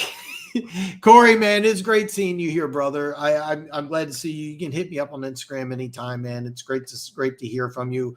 Thank you for sharing the story by Isaiah Simmons. I keep us informed about what's going on with the Arizona Cardinals. So yeah. They may be better than my Spartans, LOL, but we had a running back that squatted 600 pounds. Speaking, I'm not familiar with that running back, but the running back at Wisconsin, it's Brandon something. They showed some film on him doing something crazy in the weight room, and he's a guy under the radar Heisman candidate, and I can't think of the guy's name, but he's a guy that I can't wait. But it's going to be interesting too because he's a guy that we were talking about, not a 3-down back. He's like 240, former linebacker, played running back. He may go to the NFL and play linebacker. The Wisconsin running back. I think you know who I'm talking about. Yeah, I'd never say anything with certainty since we never know, but Jamal needed 38 yards to break AP's record and left the game with 6 minutes. Yeah. Yeah. Yeah. I won't, I'll never forget that run he had was just amazing. And it was really weird because, he had a good game, but it was really, he had 2 of those 60-yard runs that just, you know what? I was thinking it was like 230 or 240, but now I think about it, I think it was 259. If I remember, yeah, if 38's the magic number, he had 259. And he was under 200, and he had that run just right through the middle, got sandwiched, kept his bounce, and just boom. And Braylon Allen, yes. There was something on Twitter about him like squatting like 3 tons, or it was something stupid. It was like 845s on each side. You couldn't even tell how much he was doing. It was like people were surrounding him. He did like just one. It was like unfreaking believable. Braden Allen, I think it's Braden Allen, but yeah. And you know what? He may play linebacker in the NFL. So, by the way, Hutch, Amon-Ra, and Goff made the top 100 list. That is awesome. He's talking about in 2010, 2011, Jamal Charles ran for 259 against Denver. It was Josh McDaniels' first season. He started off 5-0. Remember, he beat Bill Belichick and was doing the fist pumping. And the last game of the season, they played a 3-12 Chiefs team. They were coming to Denver. They lost 6 straight games at Mile High. Denver wins, and they're in the playoffs. And Derek Johnson had a pair of pick sixes, and Jamal Charles blew up for 259. And after that last touchdown, the Chiefs were up by 3 touchdowns. And what Keys is saying is they took Jamal Charles out of the game. I don't remember that, but I'll never forget that game. I remember Derek Johnson, his second pick six. It was just something like I wish I had the clip I could show you. It looked like something you'd see on like Madden easy mode, because he got the interception just like a free safety, and just it was funny. He split the Broncos receiver and tight end, I believe, and just ran away from everybody. It was like, you hit the turbo button. It was just crazy. And he had a pair of pick sixes. Jamal Charles had a pair of 60-yard touchdown runs. Kansas City wins its 4th game of the season, knocks Denver out of playoffs. If I remember right, the Chargers were 8-8, and they beat Indianapolis in playoffs, if I remember right. I will say Luke is not happy with our front office. He thinks we're neglecting the defense and putting all of our quality assets into the – I'm assuming you mean offense when you say defense. And the Chiefs picked off Orton, and they got the ball back. Seriously, I kind of want to watch that game again. No, Nathan Carter. Okay, I'm not familiar with him. It was such a special game. I've never been so happy to be part of a 4-win team. It was so great. Neckbeard, the guy who wanted to be a backup who never had to play. Neckbeard. It was 2010. Yeah, they took Jamal out. So he has to be taken out. Oh, yeah, please do.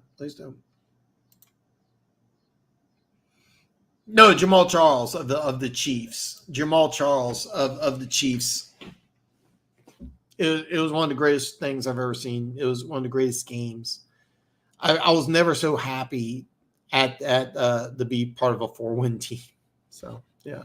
All right. So I will say Luke is not happy with our front office. He thinks we're neglecting the defense and putting all of our quality assets into the offense. You're right. I'm gonna say, yeah, and I would disagree, because look at your draft. I mean, you got Jack Campbell. I literally said his name like 15 times today. 14, Alabama. I really need to remember people's fucking names before I start talking. I literally had the sentence fired out, sitting here talking, and number 14, Alabama. I said his name like 5 times already today.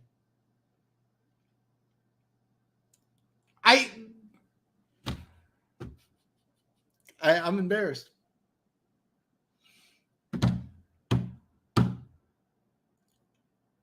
Second round pick out of Alabama. Brian Branch. Okay. Yeah. So I need to learn to remember names better. Okay. Okay, so I want to talk about this really fast, and I kind of wanted to bring this up. I kind of wanted to get your guys' opinion here.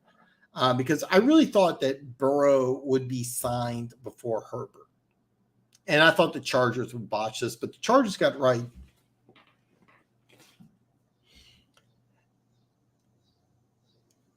This is going to sound really, really, I mean, this is going to sound like, just bear with me, because I know it's going to sound like I'm coming from left field, but I really want to hear this. Give me some feedback. Tell me if I'm crazy here. Is there a possibility, let's say Cincinnati doesn't win the Super Bowl, okay? Let's just say they don't win the Super Bowl. Burrow has a great season, but he's not the next Patrick Mahomes, all right?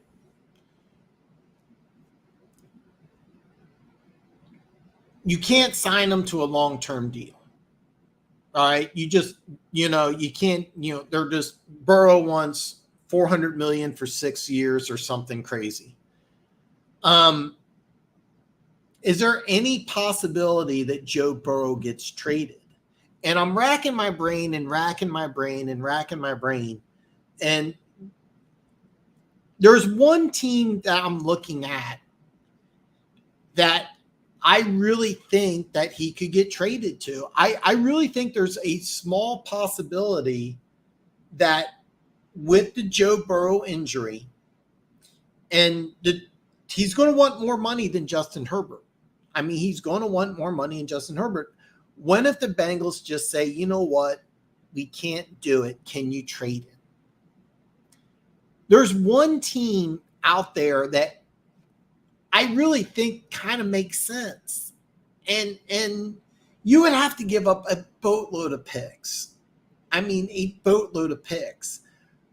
But with the Burrow injury and you're Cincinnati, and you just, hey, look, we can't afford to pay the guy $60 or $70 million a year. By the way, a 6-year, $400 million contract may not be out of the realm of possibility. Let's say you're the Bengals and you signed Orlando Brown. You had a good year. Let's just say you go 12-5 and you lose in the divisional round. All right. You realize that if you sign Burrow to a long-term deal, you just cripple your team. He's not willing to be flexible. Can you trade him? And I just started thinking about this, and there's one team that just makes a lot of sense. And I just started thinking about it, and I'm like, if you're the Bengals and you can't sign them long term, the money's unreasonable. You can get a buttload of picks in return. There's one team that really stands out, even though it bit them in the ass before. I mean, it was over 40 years ago. And it's Minnesota, because Kirk Cousins is, after this year, he's going to be gone. When if Minnesota and Minnesota just ships off a bunch of draft picks for Joe Burrow? Is it possible with this injury? The Bengals say, you know what? $60 million a year? No. We're not going to do it. Could I see a team like Minnesota's just saying, you know what, we'll give you 3 number 1s, 3 number 2s. They're not going to send them Justin Jefferson, but, maybe Hawkinson or something. Danielle Hunter. And here's the thing. I know it sounds nuts, but I just started thinking about it because I could see the Bengals just saying, we can't afford it. We don't think he's going to be injury-free. he's going to want too much guaranteed money. Let's just move him. Let's just move him. And I looked at all the teams in the NFL, and I'm looking at Minnesota. Remember, Justin Jefferson played with Burrow. Remember, they're part of the LSU team together. And I just started to think about it. And it just, the more I thought about it, the more it kind of made sense, because I could just see the Bengals saying, you know what? He's probably not going to be healthy. We can't afford him. Let's just trade him for a bunch of picks. And the team that just makes sense to me is Minnesota. They're going to move on from Cousins. They have a really good team there. They could get rid of a player like Daniel Hunter. They could give away draft picks. I know it bit them in the ass with Herschel Walker, but it's a little different. Sorry, I got blurry for a second. Am I way off by saying the Bengals may decide, hey, we're not going to pay Burrow?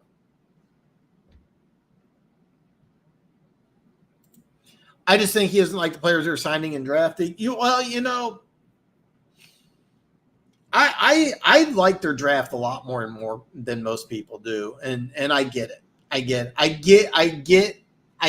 that Luke feels that way, but I'm telling you right now, you got a starter, you got maybe two starters. Brian Branch is going to be. I think you're going to use Brian Branch a lot more than you may think. The CJ GJ thing, I'm really curious how that pans out, because it pans out in Philly, but it may not pan out in Detroit. I remember the Honey Badger. They used them all over the place in Arizona. They used them all over the place in Kansas City. But he played that one season in Houston, and he just played strong safety. They didn't move him around. They didn't really use him the way he really should be used. But he did orchestrate that into a long-term deal with Kansas City. He got $42 million for 3 years. At the time, that was the highest contract for a safety. So I'm kind of wondering if that's what's going to happen. Or are you just going to really just pigeonhole him into a spot? So that's kind of what I'm thinking. Nick Beard was a nickname Chiefs fans gave to Kyle Wharton at the. Yeah, I remember that. Yeah, I liked Kyle Wharton. I always liked Kyle Wharton. The better the Bengals do without Burrow, the less they're willing to pay. The worse they do without him, the more they have to pay. I'm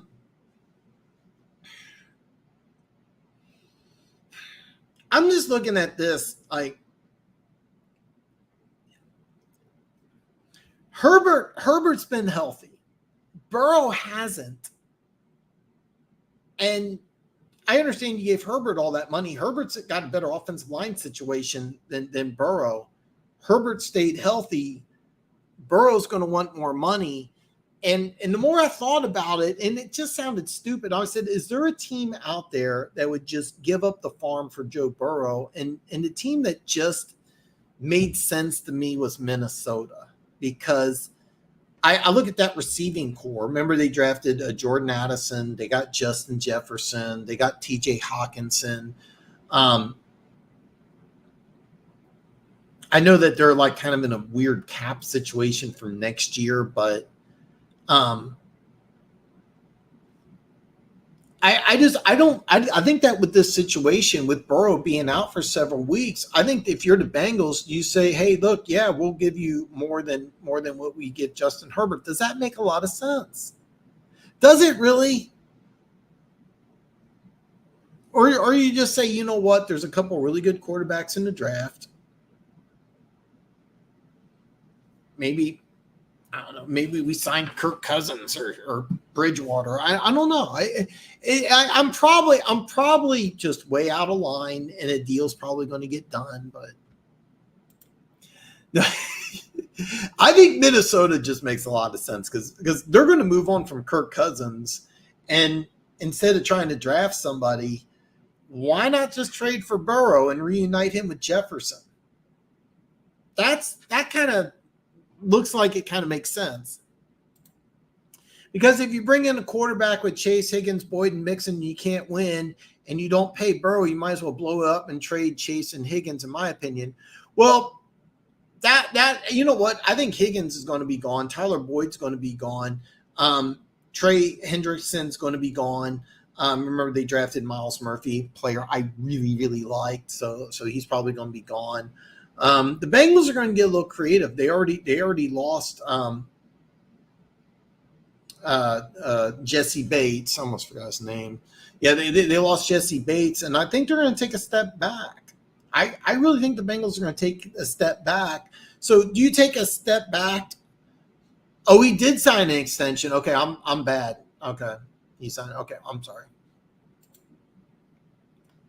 I see the Bengals more likely trading for Bridgewater is a Lion. Wow. I like Kyle Orton too, but didn't want to have to play. I didn't know that. You scared of play? Hell yeah, I am. I think Chiefs win, but yeah, I'm scared. I didn't know this. I didn't know this because they signed Miles Murphy, so I think that Sam Hubbard will be on his way out.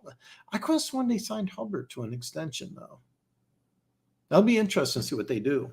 But I kind of thinking they'd move on from Hendrickson because they got his replacement, but that'll be interesting. I don't think there's any Bengals fans here, but I would love to know how Miles Murphy's doing because he's a guy that I really think Kansas City would have. I didn't have that comment say about the other divisions. Okay. Keys asked a comment, what do I think about the other divisions? Let me clarify this, Keys, if you don't mind. You want me to give you 8 division winners or teams that or the teams that could win the divisions if the division winners slip up? Can you clarify that? Definitely a trap game. The question, do you fall to a trap? See, okay, here's the thing. You don't understand that Detroit is no longer a trap game. That's something you guys aren't. No, here's the thing, and I've seen this from a lot of Lions fans, and you guys don't get it. You're no longer a trap team. And that's the one thing that you guys keep playing the underdog role, but you're not. And it's kind of human nature because Chiefs fans are trying to pretend that they're underdogs. And it's like, we just won the Super Bowl. We don't know. We're the favorites. The Lions are no longer a trap team. And that's something that the whole Detroit Lions fan base doesn't get. You're favored to win the division. You got players making the top 100. You're a team that's going to be on TV. You're a team people are looking forward to playing. You're a team that is favored to win the division. You're no longer a trap team, but you don't get that. You don't get that you're coming into Arrowhead and they're going to be ready for you. You don't get that you're going to go to opposing stadiums and they're going to be looking to knock you off. You don't get that, but you're going to. And I think Lions fans may be in for a nasty surprise when they realize that it's completely different when you're the underdog than when you're the favorite. It's two separate and different things. And I think a lot of Lions fans are still thinking that they're the underdogs. You're not the underdogs anymore. You're the favorite. You're no longer a trap game. And you haven't got that yet. Yeah, you really haven't understand. You really don't understand that. Go online. You go to any sports book. The Lions are favored to win the division. You're playing a tougher schedule. Teams are no longer overlooking the Detroit Lions.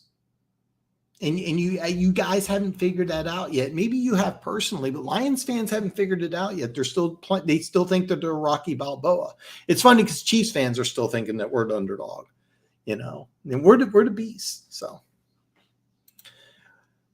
oh yeah, 7-point favorites, yeah. But the Chiefs are not overlooking the Lions. That's the thing that Lions fans are like, oh, we're being overlooked. We're going to be overlooked. Oh, no, you're not. So we'll see. Hubbard can be cut after 2020. Yeah. And I kind of want to see how that's going because I think Miles Murphy could earn the starting spot day one. And you're right, one Pride Hubbard's pretty good. He could be used in a trade. There could be a team that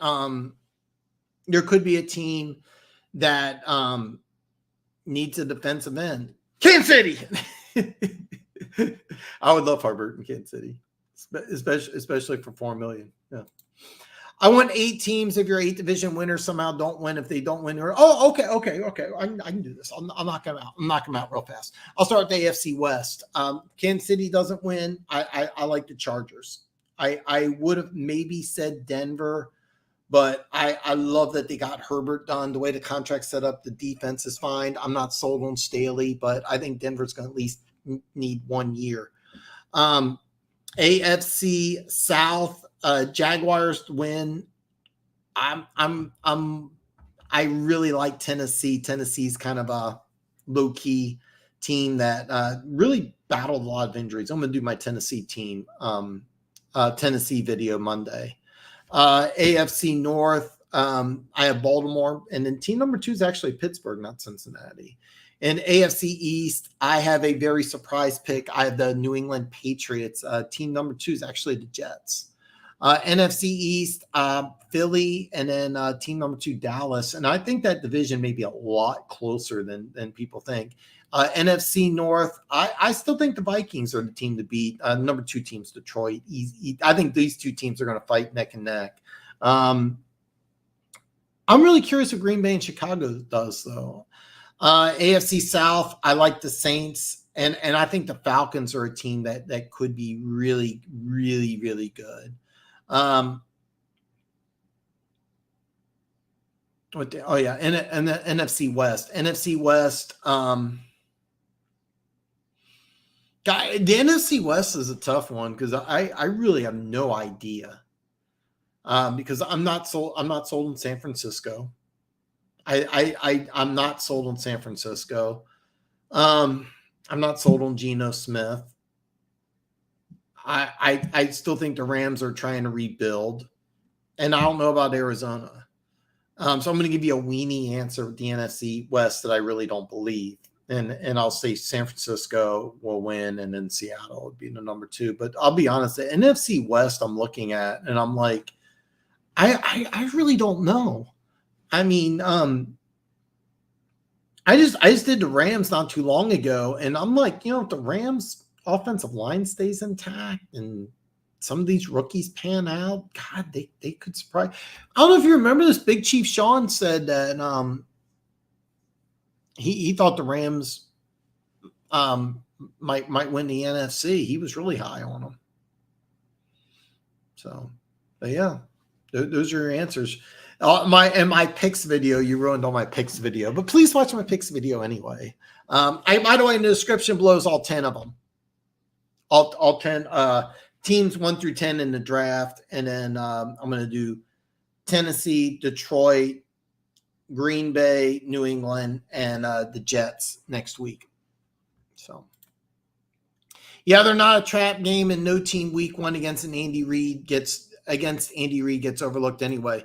The Chiefs are favored, yes, but they're not overlooking Detroit, and Detroit is no longer a trap team, and that's something that hasn't registered with the majority of Lions fans yet. I think the problem, Dan, is that the NFC North and East fans are overlooking the Lions, so Lions fans think everyone is, but coaches definitely aren't. Neither are sports books. Every single sports book has the Lions. Not only do they have the Lions winning the division, but it's by a huge margin. It's by a very significant margin. So, I mean, sports books are depending on what. So the way sports betting works is that they put out the numbers and then people bet on the numbers. And depending on how they bet, the numbers will go up and down. Those numbers keep going up. More and more people think the Detroit Lions are going to win the division. And what do sports bettors do? Well, they kind of generate the buzz. But Lions fans are the only ones that think that Detroit's underrated. Everybody else thinks Detroit's going to win the division. The only people that thinks that Detroit Lions fans are a trap team or underrated are Detroit Lions fans, and that's it. Everybody else knows that the Detroit Lions are a good team. Everybody else saw that they went 8-2 the last 10 weeks of the season. Everybody else thinks that the Detroit Lions are. I still got Minnesota. I'm a very lone minority. Sportsbook, sports bettors, across the board, people got Detroit winning that division. I'm a lone minority. I still got Minnesota. So I kind of ruined some of my videos coming up. But yeah, Lions fans are the only ones that think Detroit's underrated. I actually, to be honest with you, I think Detroit's overrated, to tell you the truth. But I like the offensive line. I like the draft. I like their free agent pickups, and I love Aiden Hutchinson. So, but if anything, odds makers, the last time I looked, and I haven't looked in a while, odds makers have the Detroit Lions at a higher number to win the division than the Chiefs. Yeah. We are a trap game for week 1 because everybody thinks we're going to get rolled by you guys. I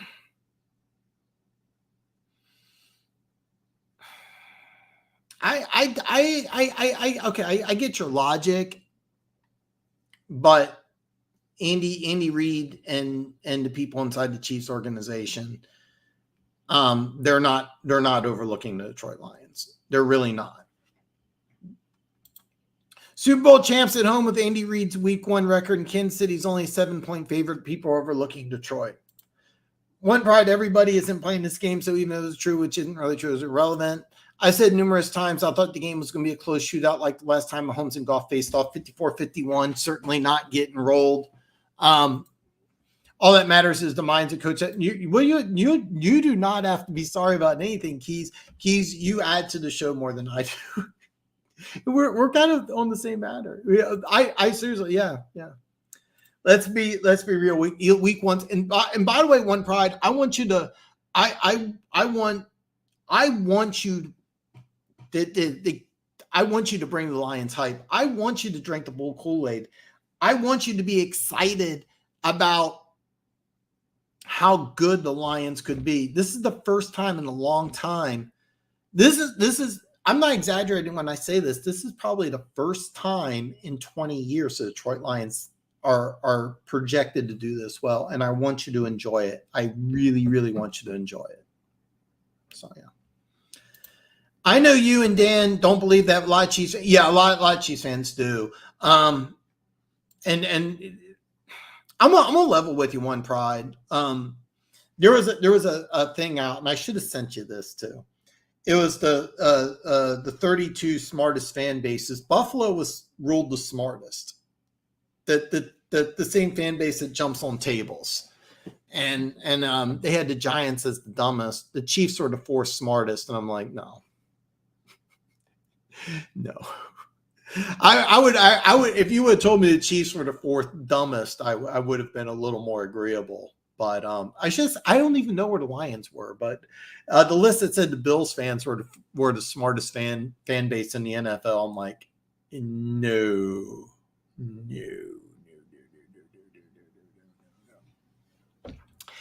It was on Twitter, and I should have sent it to you.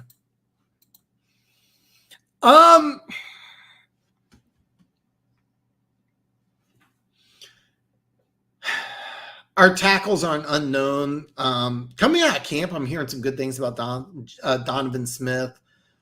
We gave a ton of money to Jawan Taylor. I don't know if he's playing left tackle or right tackle.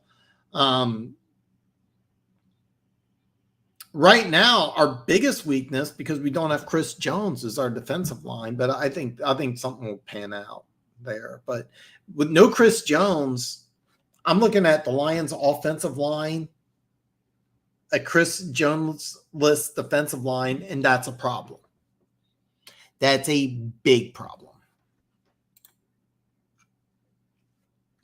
When you have the best quarterback in the NFL, the fan base legitimately believes they have a great chance. Yeah, I mean, right now, I don't think the Chiefs are underdogs in any game this year, and they probably won't be. I do think you're overrated because the Lions, the last time I looked, the Lions are more favored to win the NFC North than the Chiefs are favored to win the AFC West.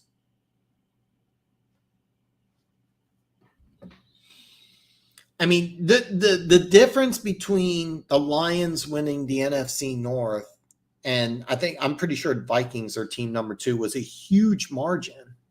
It was a crazy difference. Like I think the Lions was like the Lions was something like negative 160.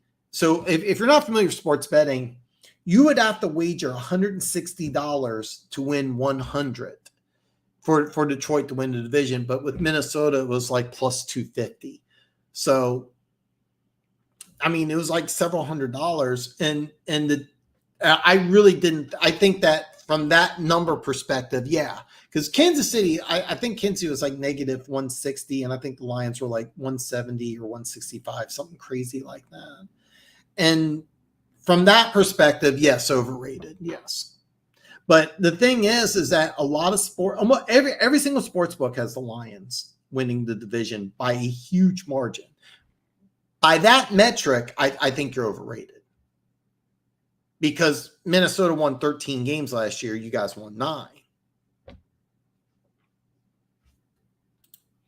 Right, Dan, I'm happy Lions fans get excited. I feel the same for the Browns, especially since watching Barry Sanders and Calvin Johnson. Yeah. That's where I'm coming. Oh, no, I get that. Okay, I get that. Lions fan. I don't know if that's fair, Dan, the casual bandwagon. Okay, the majority of Chiefs Kingdom are casual and bandwagons fans. I sat out there in 2012 in negative 20-degree weather to watch them lose games. So, yeah, I can call the majority of Chiefs fans bandwagon fans. And I get it, too. You get a guy like Patrick Mahomes, of course you want to be part of it. But, yeah. Yeah, Philly's a good one. No joke. I should have sent. Why am I not sending you more stuff? That's on me. I wish I would have sent this to you. Buffalo fans are the smartest fan base in the NFL. I should have sent that to you. It was 1 through 32. Chiefs were number 4, and I'm like, no. I have no idea where the Lions were, but yeah, the Bills were number 1. I don't think the tackles are going to be a weakness. To tweet about it ad nauseum how Andy Reid. Yeah. Wide receivers a question mark. So Sky Moore is getting a ton of hype this off season. So, what are your biggest weaknesses on offense? Well, probably the tackles, but you're looking at an offense. So you're looking at an offense, number 1 scoring offense in the NFL last year. All right. You have 2 new starting tackles, and you're losing Juju Smith-Schuster. All right. But so here's the deal. I'm kind of going to ruin this because I kind of want to talk about this a lot when I get Luke G on in a couple weeks. But where Keith sees a shootout, I see a different type of game. I think the Lions are going to play ball control. I think you're going to see some old school, boring ass offense out of Lions. I think you're going to see like 13 personnel. I think you're going to see some 2 tight end bullshit. I think you're going to see a fullback. And I think that you're just going to say, you know what, we're going to slow the game down. We're going to play boring. We're going to go for it on 4th down. We're just going to try to run you guys over. It wouldn't even surprise me if you guys put an extra offensive lineman in first play of the game, extra offensive lineman, 2 tight ends and a fullback, and just say, we're going to keep this game short. And I really think that could be the situation. And that's kind of how I think the Detroit Lions may attack Kansas City week 1 is just by playing some boring bullshit football. But and why wouldn't you? The Lions' biggest advantage against the Chiefs is that great offensive line against a defensive line without Chris Jones. Why not take advantage of it? Why not take advantage of it? Especially if you're like me and you think David Montgomery is a slight upgrade over Jamal Williams. You might just say, all right, you put Laporta in there. I don't know your other tight end's name. I should know. Okay, you put Laporta in there. You put your other tight end. You put an extra offensive lineman. You put Jamar Gibbs in there, and you put David Montgomery in there. That's your team. And just say, fuck it. We're just going to run the ball. We're not going to throw it. Amon-Ra is going to be pissed because he gets 2 catches for 9 yards. Why not? But I agree with that. No Chris Jones, it's D-line, but giving the young kid some great reps. Yeah. I'd do it, not from the weakness side, but just rank greatest to least strength. But Minnesota won all those games with a 7-point or less. Kind of hard to repeat that. I get that. I do get that, but they had a really great offense. Jordan Addison could be better than what Thielen was. You get Brian Flores on as your defensive coordinator. When the defense gets better and the offense stays the same. Now, I mean, no Dalvin Cook's a big one, but I mean, Jordan Addison, I mean, he went to the right team because I think Jordan Addison, if he went to a team where he has to be a number 1, I think that would be a problem. But where he goes to Minnesota and, hey, look, I just got to take some pressure off, pressure off of Justin Jefferson. I'm good. TJ Hawkinson's going to be more involved with the offense. When if they have a top 5 scoring offense and their defense, I think they're 28th. When if they go from 28th to 19th? And instead of being 13-win team, when if they're 11? Is that good enough to win the division? Quarterback, interior, offensive line, tight end, running back, offensive tackle, wide receiver, strongest. Just to be clear, I have not sent One Pride 40 a wiener pic, but he did send me a picture of his girlfriend in a bikini falling off a cliff. So Minnesota added Brian Flores. I think that's legit being over. I do too. This is okay. You have a 13-win team, had a great offense and a bad defense. And what did they do? They replaced the defensive coordinator. They brought in maybe the best defensive coordinator. You know what? I just released my video on the Saints. And why didn't I include Brian Flores as somebody who could have been included? Because I'm going to ruin this if you haven't watched my Saints video, is that they hired the fired Cleveland Browns defensive coordinator. And I said, well, why didn't you hire Steve Wilkes, the Carolina Panthers defensive coordinator who was the interim head coach? I would have done that. And I should use Brian Flores on that. Damn. I agree with that. We'll attack the middle of Amon-Ra and Laporta while we're at it. For the D, I say interior defensive line, cornerback, linebacker, safety, edge, assuming Chris Jones is playing. Yeah, that's a big one. Brock Wright's the other one. Yeah. If you have Brock Wright, Laporta, another offensive lineman, Jamar Gibbs, David Montgomery, and Amon-Ra's doing what I'm doing, sitting down on his ass. When if you attack Kansas City like that? And just say, you know what? You don't have Chris Jones. Screw you guys. We're gonna take the crowd out of the game. We're gonna keep Mahomes on the bench, and we're just gonna play we're just gonna play some ugly ball. It seriously would not surprise me if the Lions tried to do some shit like that early in the game. It wouldn't surprise me at all. And it could be a high-scoring game. The 2018 AFC Championship game, the Patriots came to Arrowhead. That's how they won, is they ran the ball right up our throat. They ran for, I think it was 176 yards. The first drive of the game, you can go back and watch this. I don't even think Brady threw a single pass. They just ran the ball. It looked like the same damn play. I mean, they just ran it right up the middle. It was like 7 yards, 5 yards, 9 yards. And they used different running backs, and it was always just right up the middle. And that's what they did. They just beat the shit out of us. And Chiefs fans will say, well, if oh God, what's his name? Number 55. D Ford. If D Ford didn't line up off sides, we win, maybe. But maybe we stop them from running for 176 yards. By the way, the game-winning touchdown was a run just right up the middle. The white boy, who's now with Houston. He used to be with Houston. Can't think of his name.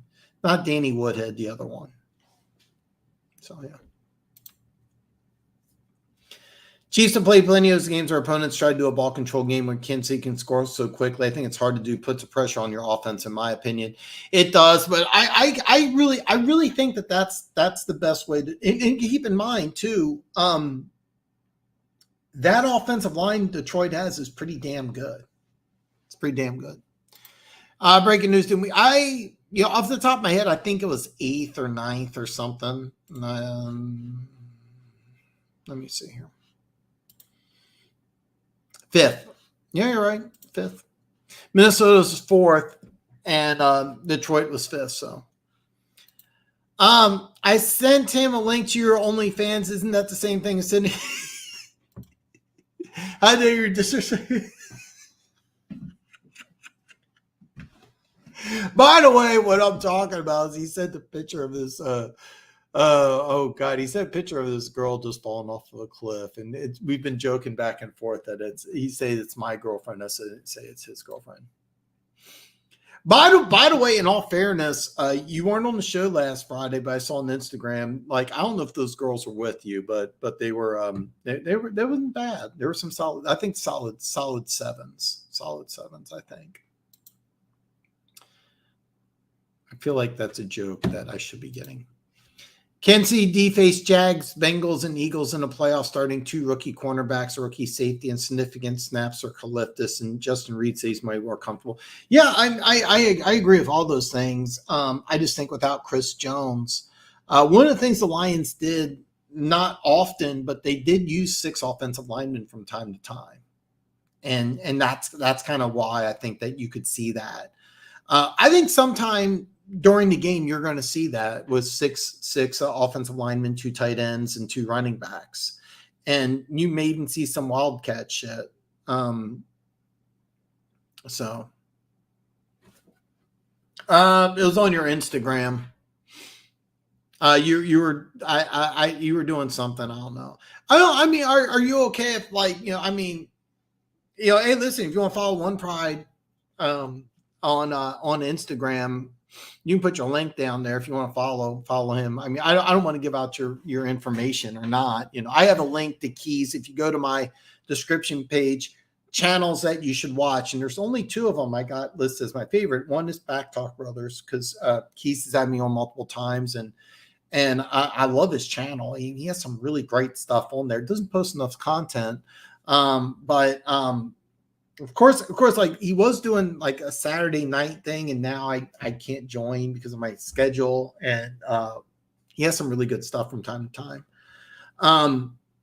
It's him and Luke G, and those are the only ones.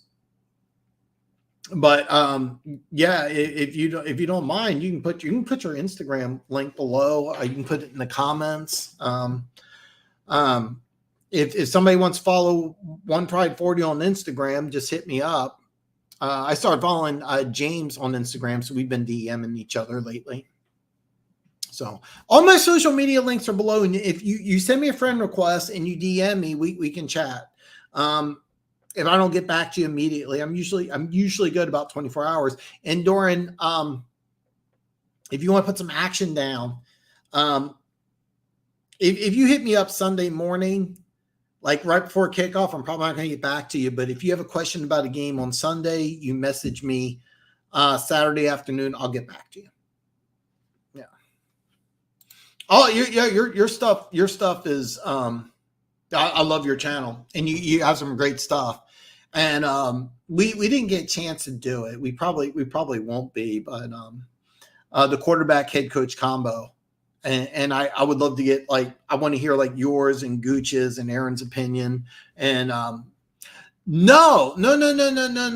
You had a story. It was like you were at the park, or I want to say it was like a roller coaster or something like that. I I don't know, but anyway, yeah, I don't know if you were with the girls or it's just you, you know. But anyway, the two girls you had in one of your stories, um, in one of your stories, they look like they're solid. I mean, it's kind of dark, so I mean, you know, maybe adjustable sixes, but I thought when I first looked at them, my first thought was, man, you with some sevens. So, like I said, if you don't want me to, you know, but you know, if you want to put your social media down, connect, that's great. If you noticed, I've been calling you One Pride instead of your name, so, and I'm doing that because I don't want to, you know, let everybody know. Yeah, life is terrible. Gooch is trying to finish up stuff to get his business started. Aaron is working hellish hours. I need a quiet place to record. Yeah, I get it. Yeah, there's a lot of stuff I haven't been airing out. I thought about texting you. I got your number. I thought about texting you and just saying, hey, look, this is what's going on. That's why I can't get stuff going. I didn't know Gooch was trying to start a business. I had no idea. I had no clue. I would love to help out if I could. And I had no idea. And I haven't, you know, Gooch used to come on. I know he's been busy, but I thought it was with his job. And I had no idea about Aaron, but I don't I don't want to be out of line, but this might be an opportunity for you to go out on your own. You know, I'm not the one to offer YouTube advice, but there's been lots of one-person channels, and but I really like the chemistry you three guys have together. So I'm not saying disband your channel, but I might say, hey, you may want to do your own thing. Something to think about. But I like it because Gooch calls himself the talent. He's got like the charisma, right? You got the knowledge, and then Aaron's just kind of got like a cool vibe. He's like usually just smoking a cigarette, and he's like, yeah, man. I don't know. It's just awesome. It's just awesome.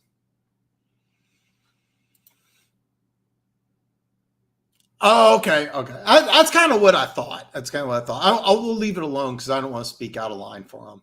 But if I ever get around that area, I would shop at his store, even though it's not. Anyway, I'll stop. Yeah. You were like, yeah. So you had a picture, and yeah. And so I woke up early, and then the day before I had to wake up at 5:30. I'm not a morning person, so I woke up and my alarm went off. I went straight as soon. I didn't even shut off the alarm. I went right to my fridge. I started drinking an energy drink. Then I shut off my alarm. And today, I think it was just more mental, but I woke up not 5:30, but I woke up early today and I got some work done, and I slammed a couple. So that is awesome. That is awesome. I kind of want to I've talked about this in reference. I want to do something with men's self-development. Is that social media is great. Don't get me wrong. It's great. But I really think that if you're a single guy, you should really be cold approaching. You shouldn't be like DMing and stuff like that. So Aaron needs to start drinking. Yeah, he's always got he's always smoking. I think it's cool as hell. Yeah, they are. Both of them are. I'd never go out on my own talking with Gooch, Aaron, you, and Sean, so it makes it worth it to me. You know, the community that I'm building, some of the relationships, it's kind of cool because I got James, you know, DMing me now. You know, I got One Pride 40 DMing me. I can send messages to Luke G. Me and you have exchanged numbers, but mostly we communicate through Twitter. Actually, Big Chief Sean butt dialed me last week, and me and him been meaning to get together. That's on me and my hectic schedule. So, but yeah, building friendship. It's kind of funny when I started the YouTube channel. If you would have told me that one of the biggest perks is meeting friends, I never would thought that, but yeah, it has. I'm you know, developing friendships with people, getting to know guys about different things. Like I said, me and One Pride, we've been DMing each other, and he's like, hey, look, when you start your channel, I'm going to be a part of it. The men's self-development channel. He doesn't care about my opinions on football, but he's here now. So, I would say most of the girls I'm around are blondes, and they are fine. Hey, that's good to know. But yeah. Once I start the men's self-development channel, I want to convince men that it's okay to go up to girls and just be like, hey, spit out some games, stuff like that. It's actually funny because there's a girl like kind of flirting with me, and I didn't pull the trigger, and I was driving away, and I was like, why didn't I do that? And I kind of need to check myself, because it was like she was just kind of waiting for me to ask her out, and I just didn't do it for whatever reason. So I struck out. It was last week, I think. Yeah, it was last week. Real cute girl. So. All right. So guys, listen, I'm going to wrap up. If you have any final thoughts, questions, comments, I'm going to wrap up. Don't forget, if you haven't already, give me a thumbs up. Please share the community. By the way, in the link below, I've done 10 teams so far. Please check out those videos. I've done a really good job in keeping them under 10 minutes. The Saints one, I got a little long-winded, but it's only 8.5 minutes long. It's a good one. The Saints one's a good one. It legitimately is. I kind of ruined some of the things I was saving for those videos by answering some of the questions today, which is okay, because I take a lot of pride that if you have a question, I have an answer. But then the whole playlist is below. Drop some comments. Please give me some likes. Check out the videos. There's some good ones. It's a lot nicer when it's not cutthroat. None of us are competing. We're all there. Like you said, it's a community building. Yeah, it's really funny, because I really thought there would be more of a kind of like a cutthroat thing, but it's I've not met one YouTube okay. Like, for example, Lexi, she has her show on Tuesdays. And she knows that I'm going to start doing shows on Tuesdays. And it wasn't like, a negative or combative vibe. I haven't asked her to come back on yet. I might see if her and the Kingdom Queens want to join on. I'm very excited that I've hit up UCF Jaguar, and he's agreed to come on either Tuesday or Friday when the Chiefs play the Jaguars week 2. His channel's huge. Well, I say huge, relatively speaking. I think he's got over 10,000 subscribers. He's got a sponsor. He's got some videos I've been meaning to look at. But I'm really excited. I don't know him as well as I know Luke G. So Luke G, I'm like 90-something% sure with UCF Jaguar. I'm a little less than I'm sure with Luke G. But yeah. Yeah, but there's never been like a competitive vibe, or I've never got a sense of jealousy. Like Luke G told me one time that he saw that I was the man. I'm like, no, you got like twice as many subscribers, and it's a great community. It's actually funny. Some of the best stuff when I do a show with somebody is when the camera's off. When I do a show, me and Luke G, there's been several times me and Luke G have done shows, and then we'll talk for like an hour or two. The last time we got together, he said, hey, Dan, I got to go. We talked for like 10 minutes, and that was it. But